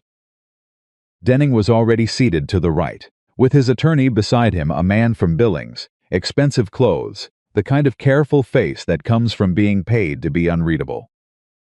The room was fuller than Price had expected. Clara watched him register the crowd. Sadie Pruett in the front row, back straight, hands in her lap, 71 years of this valley in her face. The 4 women beside her, the men along the back wall. Price cleared his throat. "This meeting has been called to address." "We know what it was called to address," Sadie Pruett said. The room went still. Price blinked. "Mrs. Pruett, the board will." The board will hear what it was called to hear, Sadie said, not raising her voice, not adjusting her posture. And then it will hear us. In that order or reversed, I don't mind. But it will hear us. Price looked at Denning. Denning looked at Sadie with the careful, controlled attention of a man encountering something he had not fully accounted for. Clara watched his face. He had planned for Elias. He had planned for property owners filing objections. He had not, she suspected, planned for Sadie Pruitt in the front row. Men like Denning, she had observed, were very good at planning for what they could see and less good at planning for what they'd chosen not to look at. Price worked through the formal complaint first, Denning's attorney, presenting the case against Webb in the measured, procedural language of a man who has transformed a land grab into a governance question, making it sound like concern for proper county process rather than the removal of the only official who had documented what Denning had been doing. It was, Clara admitted to herself, very well done. Then Elias stood up. He didn't wait for Price to invite him. He stood, and the room looked at him, and he looked at the board, and he said, "My name is Elias Caldwell. I've ranched in this valley for 22 years.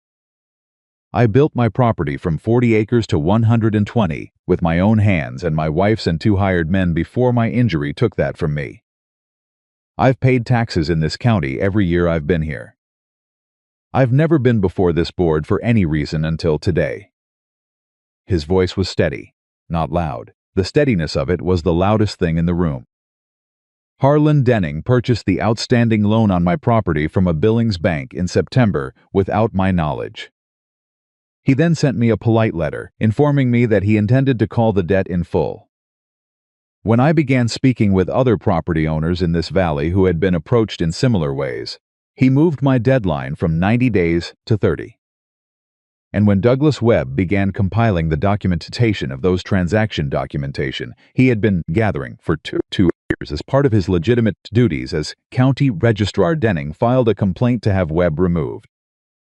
He paused. "This board can decide that Douglas Webb exceeded his authority," Elias said. "That is within your power.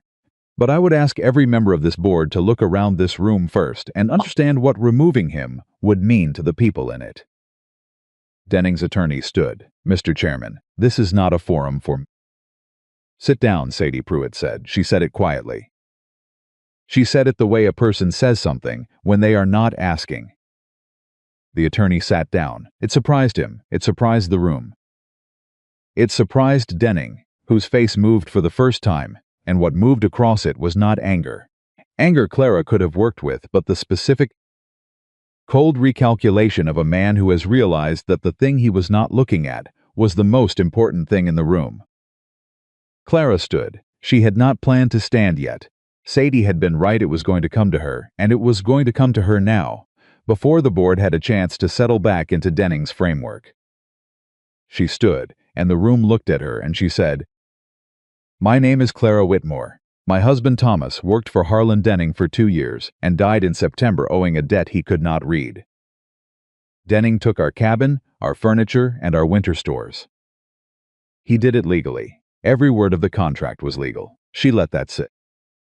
"That is the point. Not that he broke the law, that he used the law the way a man uses a tool he's sharpened very carefully for a very specific purpose to take from people who cannot defend themselves from it."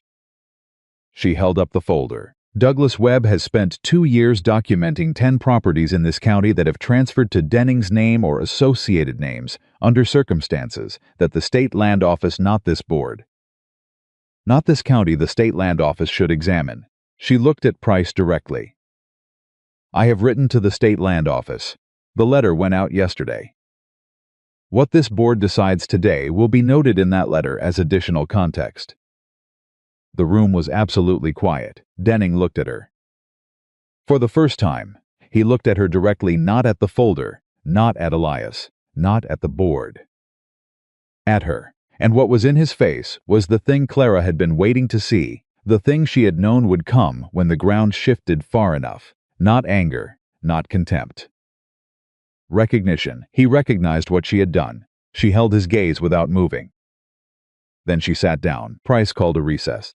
During the recess, Denning's attorney crossed to the corner where Elias and Clara were standing, and he said, in the quiet, practical voice of a man doing arithmetic, "My client is prepared to discuss a restructured repayment arrangement on the Caldwell debt." Elias looked at him. "Your client called in my debt 2 days after he found out I was talking to my neighbors," Elias said. "Tell your client the restructured arrangement he should be thinking about is the one that involves returning the paper on all 4 properties to the original terms, before the state land office asks him about it directly." The attorney looked at him for a moment. Then he went back across the room. Clara said quietly, "That's not how negotiations—" "I know how negotiations work," Elias said, but he needed to hear a number larger than mine. She looked at him. He was watching the attorney speak quietly to Denning. Denning's face during that conversation was the most informative thing Clara had watched all morning. When the board reconvened, Price announced that the complaint against Douglas Webb was tabled pending review, not dismissed. Tabled, which was the county board's way of doing nothing, with as much official language as possible. But tabled meant Webb kept his position. Tabled meant the documentation stayed intact. Tabled meant the state land office letter had done its work before it had even arrived. It was not a victory, not entirely, but it was ground held. And held ground, Clara had learned, was what you built everything else on. Riding home, the sun was fully up and the cold had gone from brutal to merely serious. Elias rode beside her in the particular silence he used when he was containing something large. And she let him have it because she understood by now that Elias Caldwell processed things at his own pace and in his own silence, and that this was not distance, it was the way the man was built. After a while he said, "You wrote to the state land office." "Tuesday," she said, "nothing. Before Webb's meeting. Before the complaint. Before any of this." She looked at the road. "I wrote the letter the day after I left Webb's offices, because I understood that whatever happened next, we needed something outside this county that Denning couldn't reach." "He was very tell me," he said. "No," she said. "I didn't know if it would matter. I didn't want to give you something to hope for that might come to nothing." He rode in silence. Clara, she looked at him. His face was not the open, raw thing it had been the day he told her about Anna. It was something different, something quieter and more settled, an expression she did not have a name for yet but recognized the way you recognize something you have not seen before but have always known the shape of. "You've been carrying this alone," he said, "the same way you told me not to." She opened her mouth, closed it. "Yes," she said, "I have." He said nothing for a moment. "Don't," he said simply. She looked at the road. Something in her chest, that carefully held distance she had maintained from everything since Thomas died, from hope, from permanence, from the idea that something could be hers to stay in rather than move through, cracked. Not dramatically, not all at once, just a clean, quiet fracture along a line that had been under pressure for a long time. She did not cry. She had done all her crying on a road in November. But something released. She rode the rest of the way home with her shoulders a fraction lower than they had been all week, and the ranch came into view with May already at the gate, how she always knew. Clara had never understood, and Samuel on the fence beside her. Having climbed it without permission and stood on the second rail with both arms stretched toward the approaching horses. Elias reined his horse in. He looked at the 2 children at the gate. He looked at Clara. He said, "We'll get the full debt settled. It'll take time. But Halverson and Arden and Horton are in, and with the state land office involved, Denning's going to be too busy protecting what he already has to push harder on what he doesn't." "Yes," Clara said, "the spring calf crop if it comes in well." "It'll come in well," she said. He looked at her. "How do you know?" he said. "Because I've been managing your cattle for 2 months, and I know which ones are bred right," she said. "And because we need it to." He held her gaze. "We need it to," he repeated. That word again. "Quiet," she said. "We—" Samuel fell off the fence. He landed in the snow on the other side with a sound that was outraged rather than injured, and May said something brisk and older sister, and the spell, if it was a spell. And Clara wasn't ready to call it that yet broke into the ordinary business of dismounting and opening the gate and collecting a snow-covered 4-year-old who was insisting, with great conviction, that he had meant to do that. Elias picked Samuel up with one arm, efficiently and without comment, and set him on his feet. Samuel looked up at him. "Did Samuel said. Elias looked down at him. "We held our ground," he said. Samuel considered this with great seriousness. "Is that winning?" he said. Elias looked at Clara over the boy's head. Clara looked back. "It's the start of it," Elias said. The letter from the state land office arrived on a Tuesday in February, 6 weeks after Clara had sent hers.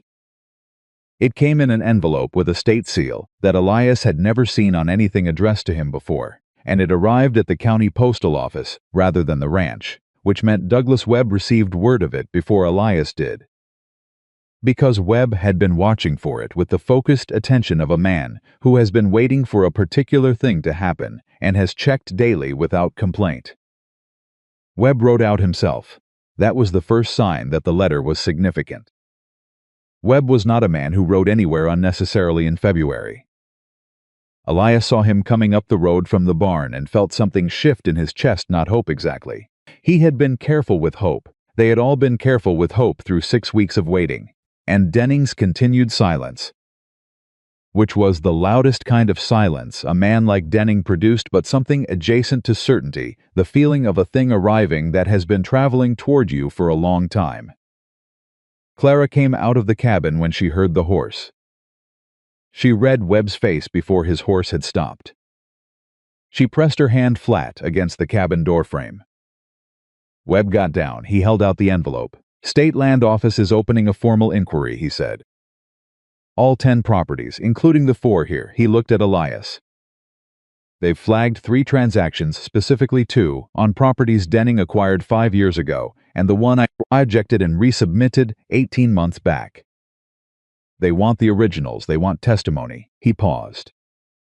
"They want it in Helena." March. Elias said nothing. Clara said, "All 4 of us, the property owners?"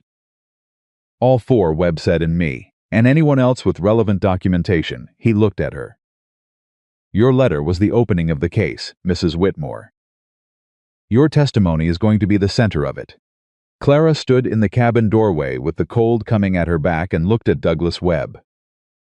"Helena," she said. "March 15th, Webb said. She looked at Elias. He was already looking at her. Neither of them spoke for a moment. And the communication that passed between them in that moment was the kind that doesn't require words, the kind that builds up over months of shared meals and shared silence and shared work until it becomes its own language, fluent and fast. "We'll be there," Elias said. He was not looking at Webb when he said it. The news moved through the valley, the way news always moved faster than any horse, through the particular network that Clara had come to understand as the valley's true circulatory system, which ran through kitchens and barnyards and the spaces between women, doing the same tasks near enough to talk. By Wednesday, Art Horton had sent word that he and Ruth were in. By Thursday, Sadie Pruitt had already arranged for her neighbor's daughter to manage her animals for the week of the 15th. Joseph Whitfield, who had finally gone back to his brother's property after the board meeting, sent a letter that arrived in Frank Arden's hand, delivered personally, that said only, "Tell me when and where, and I will be there." Halverson's response was more elaborate and took longer, and involved a conversation between Pete and Margaret that Margaret later summarized for Clara, as he said he was too old for Helena in March, and I said our grandchildren might want to have property someday, and he packed his bag. Denning, for his part, said nothing publicly, but Webb reported, through the channel of wives and sisters that had become their most reliable intelligence system, that Denning's attorney had made 2 trips to the county seat in 1 week, and that Denning had been seen at the county board chairman's house on a Tuesday evening, Gerald Price's house, specifically the house of the man who had tabled Webb's complaint rather than dismissed it, which now looked, in retrospect, like the most consequential piece of procedural cowardice in recent county history. "He's building a defense," Clara said. "He's building a story," Elias said. "Different thing. What's the difference?" "A defense responds to facts," Elias said.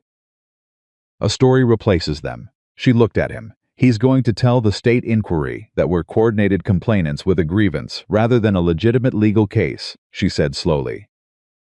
He's going to say you brought these people together, that I organized them. That Webb is operating outside his authority in concert with property owners who owe him favors. Yes, Elias said, and the answer to that story is the documents, Elias said. The documents predate any of us talking to each other. Webb's copies are from before I met you. His rejected filing is from 18 months ago. The letter you wrote was from your own knowledge, not from anything I told you. Clara stood with that. He built this case before we knew there was one, she said. Yes, Elias said, which is the most important thing the inquiry needs to understand. She looked at him steadily. You've been thinking about this for a while. Since Wednesday, he said. It's Thursday. I think fast when it matters, he said. She almost smiled.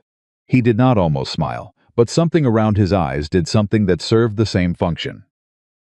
The weeks before the Helena hearing were the strangest of all of them, strange in the way of a held breath, the particular suspension of ordinary time that happens when something large is coming and has not yet arrived. The ranch ran on. The cattle, as Clara had predicted, were showing well.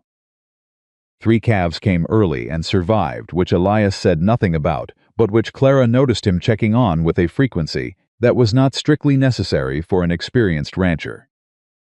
The gray mare had become maize in every way that mattered, which had happened so gradually that neither Clara nor Elias had been able to identify the specific moment it occurred. Only that one day May was learning to ride under supervision, and 6 weeks later she was riding the mare to the paddock gate and back in the morning as though she had been doing it her entire life. Samuel, for his part, had developed an attachment to Render the bay gelding that was technically Elias's primary working horse, that Render appeared to reciprocate with a patience that Elias said was out of character for the animal, and Clara suspected was nothing of the kind. She told Elias this one evening at the kitchen table. He's always been patient, Elias said. You told me the first week he was difficult, she said. He is difficult, Elias said. With adults, children are different. Why, he thought about it. Because children don't try to manage him, he said. They just expect things from him. He responds to expectation better than management. Clara looked at him. That's interesting, she said. He looked at her. He had learned by now that when she said that's interesting in exactly that tone, she was not talking about the thing she appeared to be talking about. Don't, he said. I didn't say anything, she said. You were about to say something. I was about to say that some creatures, she said pleasantly, respond better to straightforward expectation than to careful management. And that this is a useful thing to understand. He looked at her for a long moment. I'm going to check on the cattle, he said. She poured herself more coffee. Of course you are, she said. She was smiling when he went out. She was still smiling 2 minutes later, sitting alone at the kitchen table in the silence of the house that was not a silent house anymore. And she pressed her hand flat on the table and felt the solidity of it, the old wood worn smooth by years, and the particular warmth of a kitchen that has been lived in, and she thought about Thomas. She thought about him the way she had learned to think about him, which was not with the acute, destabilizing grief of the first weeks after his death, but with something quieter and more settled, the specific love of a person for someone they are carrying forward, intact. In the way they raise their children and keep their promises and live with intention in the spaces that person left behind. Thomas had been a good man, impractical, trusting to a fault. Unable to read a contract but able to make a child laugh from a dead sleep, able to work past exhaustion without complaint, able to look at Clara in the particular way that had always made her feel both known and chosen. She was not replacing that. She was not trying to. She was doing something different, which she was still in the process of understanding. She was building something new in a place she had not expected to stop. She sat with that for a while. Then she washed her cup, banked the stove, and went to check on her children. Helena in March was a different world from the valley, larger, louder, more official, the particular density of a place where decisions get made about places that are not there. They arrived the evening of the 14th. Elias, Clara, Webb, Art and Ruth Horton, Pete Halverson, Frank Arden, Joseph Whitfield, Sadie Pruitt, and took rooms at a boarding house that Sadie had apparently stayed at before. Because the proprietor greeted her by name and did not charge her the standard rate. Clara and Elias had the rooms at opposite ends of the upper floor, which was appropriate and which Clara had arranged and which nevertheless felt. As she stood in her room that night, listening to the building settle and the street sounds of a city larger than anything she'd been in since before Thomas, like a very large distance for a very small space. She heard Elias's door across the hall. She heard him walk to his window. She did not knock.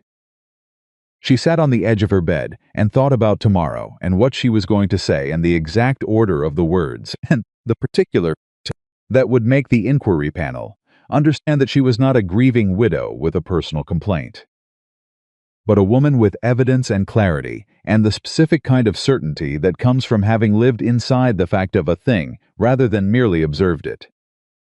She was still sitting there at midnight when she heard a quiet knock at her door. She opened it. Elias was standing in the hallway in his coat, which meant he had not yet sat down for the evening. "Can't sleep," he said. "No," she said. He looked at her.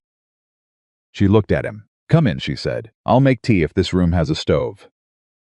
It did not have a stove, but it had a small brazier that she got going while Elias sat in the room's one chair and looked at his hands, and she sat on the edge of the bed because there was nowhere else to sit, and the domesticity of it, 2 people in a small room. One making tea on a brazier, one looking at his hands, was so completely ordinary, and so completely not that Clara felt the whole weight of it settle on her at once. "I'm going to tell them about Anna," Elias said. She looked at him. "Not because you told me to," he said. "Because I've been thinking about it and I understand why now.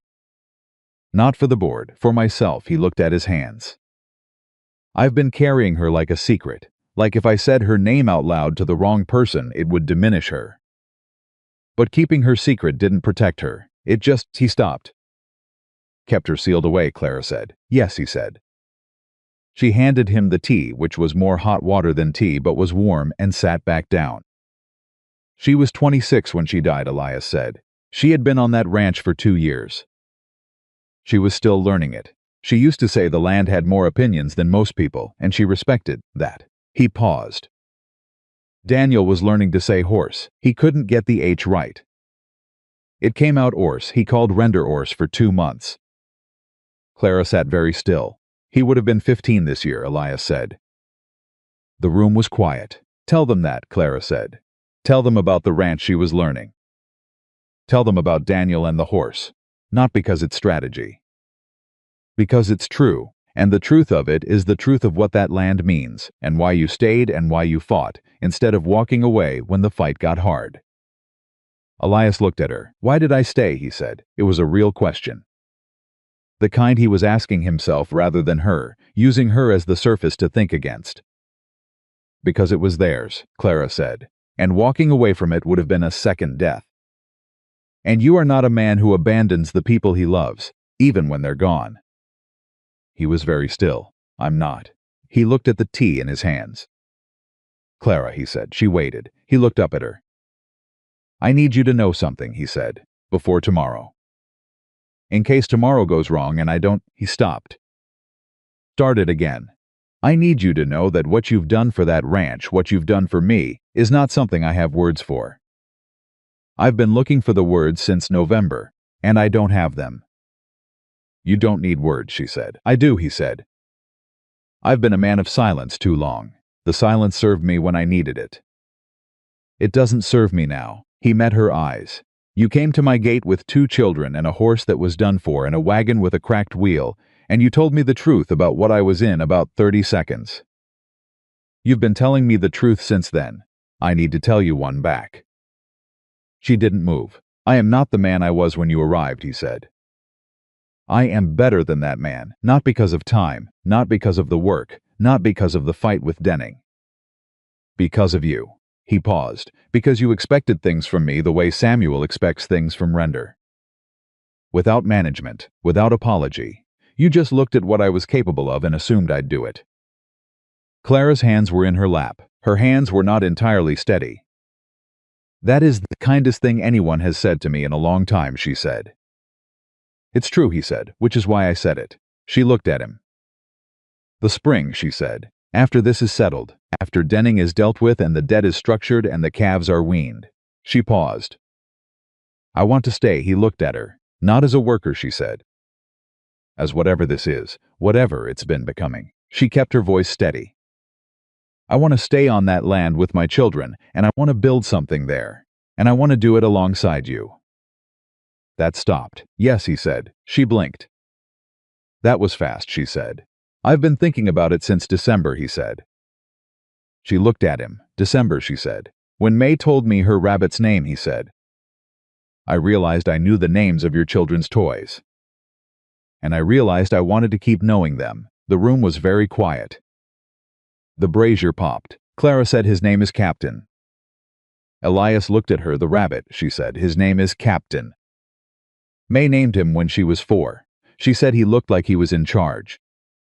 Something moved across Elias Caldwell's face, across the face of a man who had not laughed fully in years, who had allowed himself only the partial things, the almost sounds, the peripheral warmth, and it was not quite a laugh, but it was the precursor to one, the genuine precursor, the kind that means it's coming. "Captain," he said. "She's very serious about it," Clara said. He made the sound. It was a laugh, a real one. Not large, not long, but entirely real, and it changed the room the way genuine things change rooms, which is completely and without asking permission. Clara sat on the edge of the bed and watched Elias Caldwell laugh in a small room in Helena, Montana, on the night before the most important day either of them had faced in years. And she thought, there it is.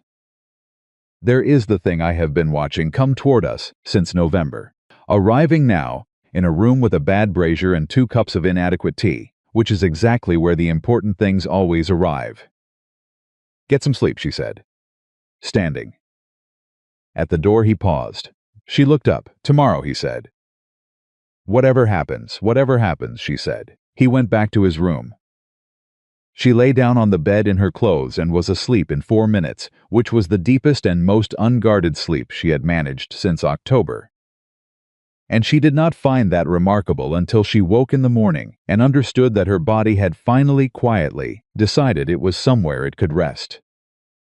The inquiry panel was 3 men from the state land office, not politicians, not county board members, but officials whose entire profession was the documentation and legal integrity of land ownership. Which meant they understood documents the way Elias understood cattle, by long acquaintance, detailed knowledge, and the immediate ability to recognize when something was wrong. Denning and his attorney were there. Denning was dressed very well and looked very calm and sat with the deliberate composure of a man who has decided that composure is his most powerful remaining asset. Webb went first. He was in his element. The documents came out in order, annotated, dated, cross-referenced with the precision of a man who had been building this file for 2 years while no one was asking to see it. The inquiry panel leaned forward. They asked specific questions. Webb answered without hesitation. When Denning's attorney raised an objection about the scope of Webb's authority, the senior inquiry official looked at him and said, with the specific economy of language that very competent people use when they find an argument too weak to engage at length, the county registrar is responsible for the accuracy of all land filings in his jurisdiction. Reviewing those filings for accuracy is the definition of his authority. Next. Denning's composure did not change, but his attorney wrote something on his paper very quickly. The property owners went next, one at a time. Art Horton, Frank Arden, Joseph Whitfield speaking for his brother. Each of them said what they knew in the plain, unadorned language of people who work with their hands and have learned to say exactly what they mean, because imprecision on a ranch costs you. Sadie Pruitt was last of the property owners. She was 71 years old, and she sat in front of the inquiry panel, and she said, "I came to this valley before the railroad. I built 40 acres into something that my hands are in every inch of. And Harlan Denning has been circling it for 20 years like a man waiting for the owner to die." She paused. "I'm not dead, and I'm not leaving. And I want it on the record that this land belongs to the people who built it, not the people who bought the paper under it while those people's backs were turned." The room was quiet after that for a moment. Then Clara stood up. She had the folder. She had the contract Thomas had signed, the one she'd kept in oilskin through November and through the winter and through everything, because she had known, even in the worst of it, that it was the most important piece of paper she owned. She said Thomas's name. She said it clearly, the first time she had said it in a formal setting, and saying it here in this room, for this purpose felt like the right use of it, the thing he deserved. His name on the record of the reason this all happened, and the reason it was going to be addressed. She went through the contract. She went through the wages, and the debt and the cabin and the winter stores. She spoke plainly, and she did not cry, and she did not soften any of it, because Thomas deserved the plain truth in a formal place, not a softened version. Then she looked at the panel. This contract was designed to be unreadable, she said. Not illegally, not by any law that existed, but intentionally. Every clause that transferred significant rights to Mr. Denning was placed in language that a man with limited reading education could not parse. My husband signed it in good faith. He worked for 2 years in good faith. He died in good faith, she paused, and the law as it stood allowed all of it. I am not here to argue that Harlan Denning broke a law. I am here to ask you to look at what a man can do within the law and understand that what is legal and what is right are sometimes not the same thing, and that the people in this room have been on the wrong side of that distance for long enough. Then Elias stood. He stood and the room looked at him, this large, quiet, still damaged man who had spent 11 years telling himself that solitude was a choice rather than a sentence, and he said, "My wife's name was Anna. She was 26 years old, and she had been working the Caldwell Ranch for 2 years, and she was still learning it. She used to say the land had more opinions than most people." He paused. "My son's name was Daniel. He was learning to talk. He called the horse because he couldn't get the H right." Another pause. "I stayed on that land after they died because it was theirs. I stayed when it fell apart around me, because walking away would have meant they were gone twice. I stayed when the debt became something I couldn't manage alone, because I am a man who does not ask for help, and that," he looked briefly at Clara. "That is something I have been corrected on." He looked back at the panel. "Harlan Denning bought the debt on my land in September, and moved my deadline from 90 days to 30 days the moment he discovered I was talking to my neighbors. Not because I had defaulted, not because I had violated any term. Because I had stopped being alone, he let that settle. That is the sum of what Harlan Denning cannot tolerate. Not debt, not legal irregularity. The fact that the people he has been collecting, one at a time, in the silence where they couldn't see each other, had started talking." The panel was very quiet. Denning's attorney stood. He said 3 sentences about the validity of private loan acquisition and the legal right of a creditor to accelerate a debt under terms agreed upon by both parties. The senior inquiry official listened. Then he said, "We've reviewed the terms. The acceleration clause in the Caldwell loan agreement requires evidence of material change in circumstances. The change cited by Mr. Denning's counsel was that Mr. Caldwell had entered into a working arrangement with a woman and her children, which Denning characterized as a change in the management of the property." He looked at Denning's attorney. "That is not a material change in circumstances under Montana property law. It is a personal judgment about who should be living on a man's land. Those are different things. The acceleration was improper." Denning's composure cracked, not dramatically, not in the way of a man falling apart. In the smaller, more specific way of a man who has just heard something he had been told by his attorney would not be said, and who is recalculating very rapidly what the next hour looks like. His attorney leaned toward him. Denning straightened his coat. He looked at Clara. She looked back. She did not look away. She had been in colder rooms than this, and she had looked at harder things than the face of a man who had taken everything she owned and been legal about every inch of it. And she would look at him for as long as looking served a purpose, because she was done managing her reactions for Harlan Denning's comfort. He looked away first. The inquiry took 3 more days. On the 3rd day, the panel issued a preliminary ruling. The acceleration clause on the Caldwell debt was invalid, and the original 90-day timeline was reinstated. 3 additional transactions were referred to the State Attorney General's office for review of potential violations of the state's revised land statutes, which had been updated 4 years prior in ways that Denning's filing, specifically the irregular filing that Webb had kept a copy of, appeared to not account for. It was not the end of Harlan Denning. Men like Denning do not end quickly.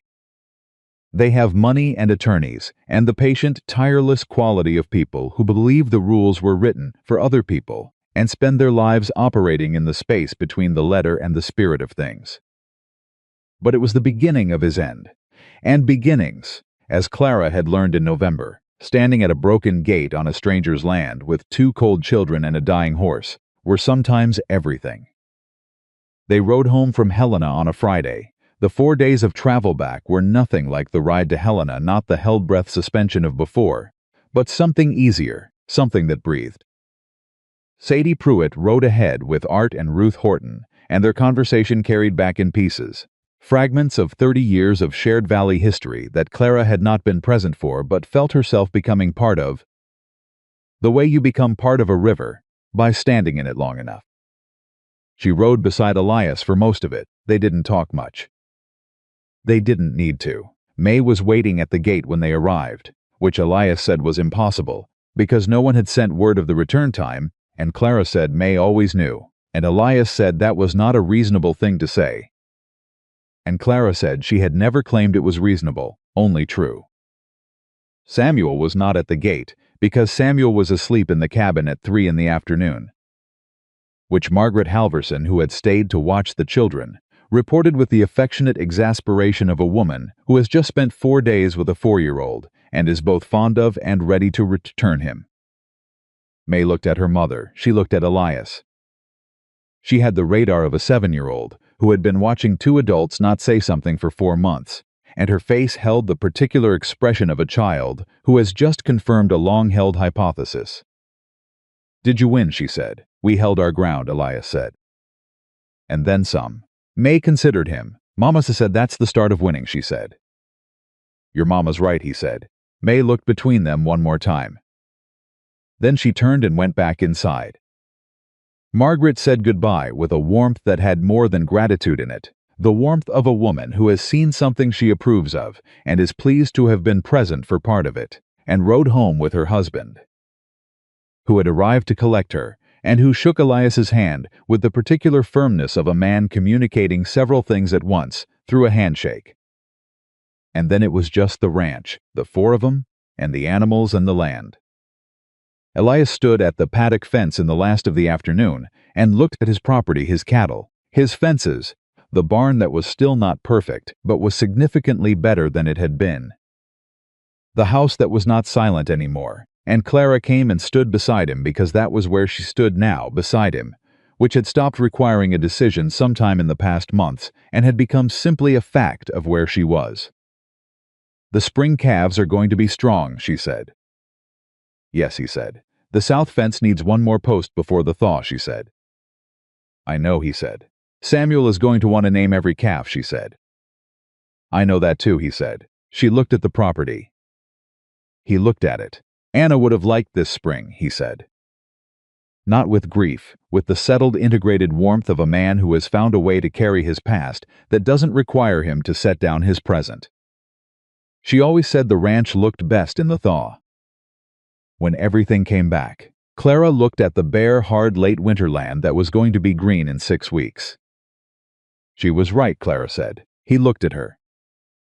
The afternoon light was the particular quality that February produces at its end, still cold, but changed, the way the light changes before the season does, announcing something the air has not yet caught up to. He said, "Stay." She looked at him. "I know you said you wanted to," he said. "I'm saying it back. Stay, you and May and Samuel.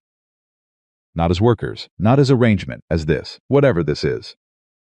Whatever it's been since November." He looked at the land.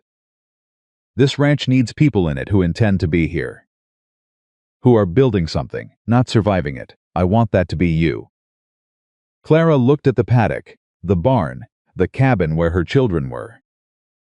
The house she had walked into in October, with nothing but the conviction that she could work for every inch of what she needed, and she looked at the man standing beside her, who had not wanted her there, and had fed her coffee every morning, and fixed the flue pipe and followed her to Sadie Pruitt's road without saying so, and laughed in a room in Helena, truly laughed, because of a rabbit named Captain.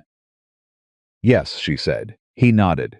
She nodded. They stood at the fence in the last of the February light, and looked at what they had held onto and what they had built and what was coming. And neither of them needed to say anything else about it, because the saying was done, and the doing was what remained. Inside the cabin, Samuel woke from his nap and immediately began asking for Elias by name in the particular insistent fashion of a 4-year-old, who has decided someone is necessary and sees no reason to be subtle about it. May answered him with the brisk authority of a 7-year-old, who has appointed herself the primary manager of her brother's impatience, and the sound of them the ordinary. Irreplaceable sound of those two specific children in that specific place came through the cabin walls and across the yard and reached the two people at the paddock fence as clearly as a bell. Elias pushed off the fence. He walked toward the cabin. Clara fell into step beside him.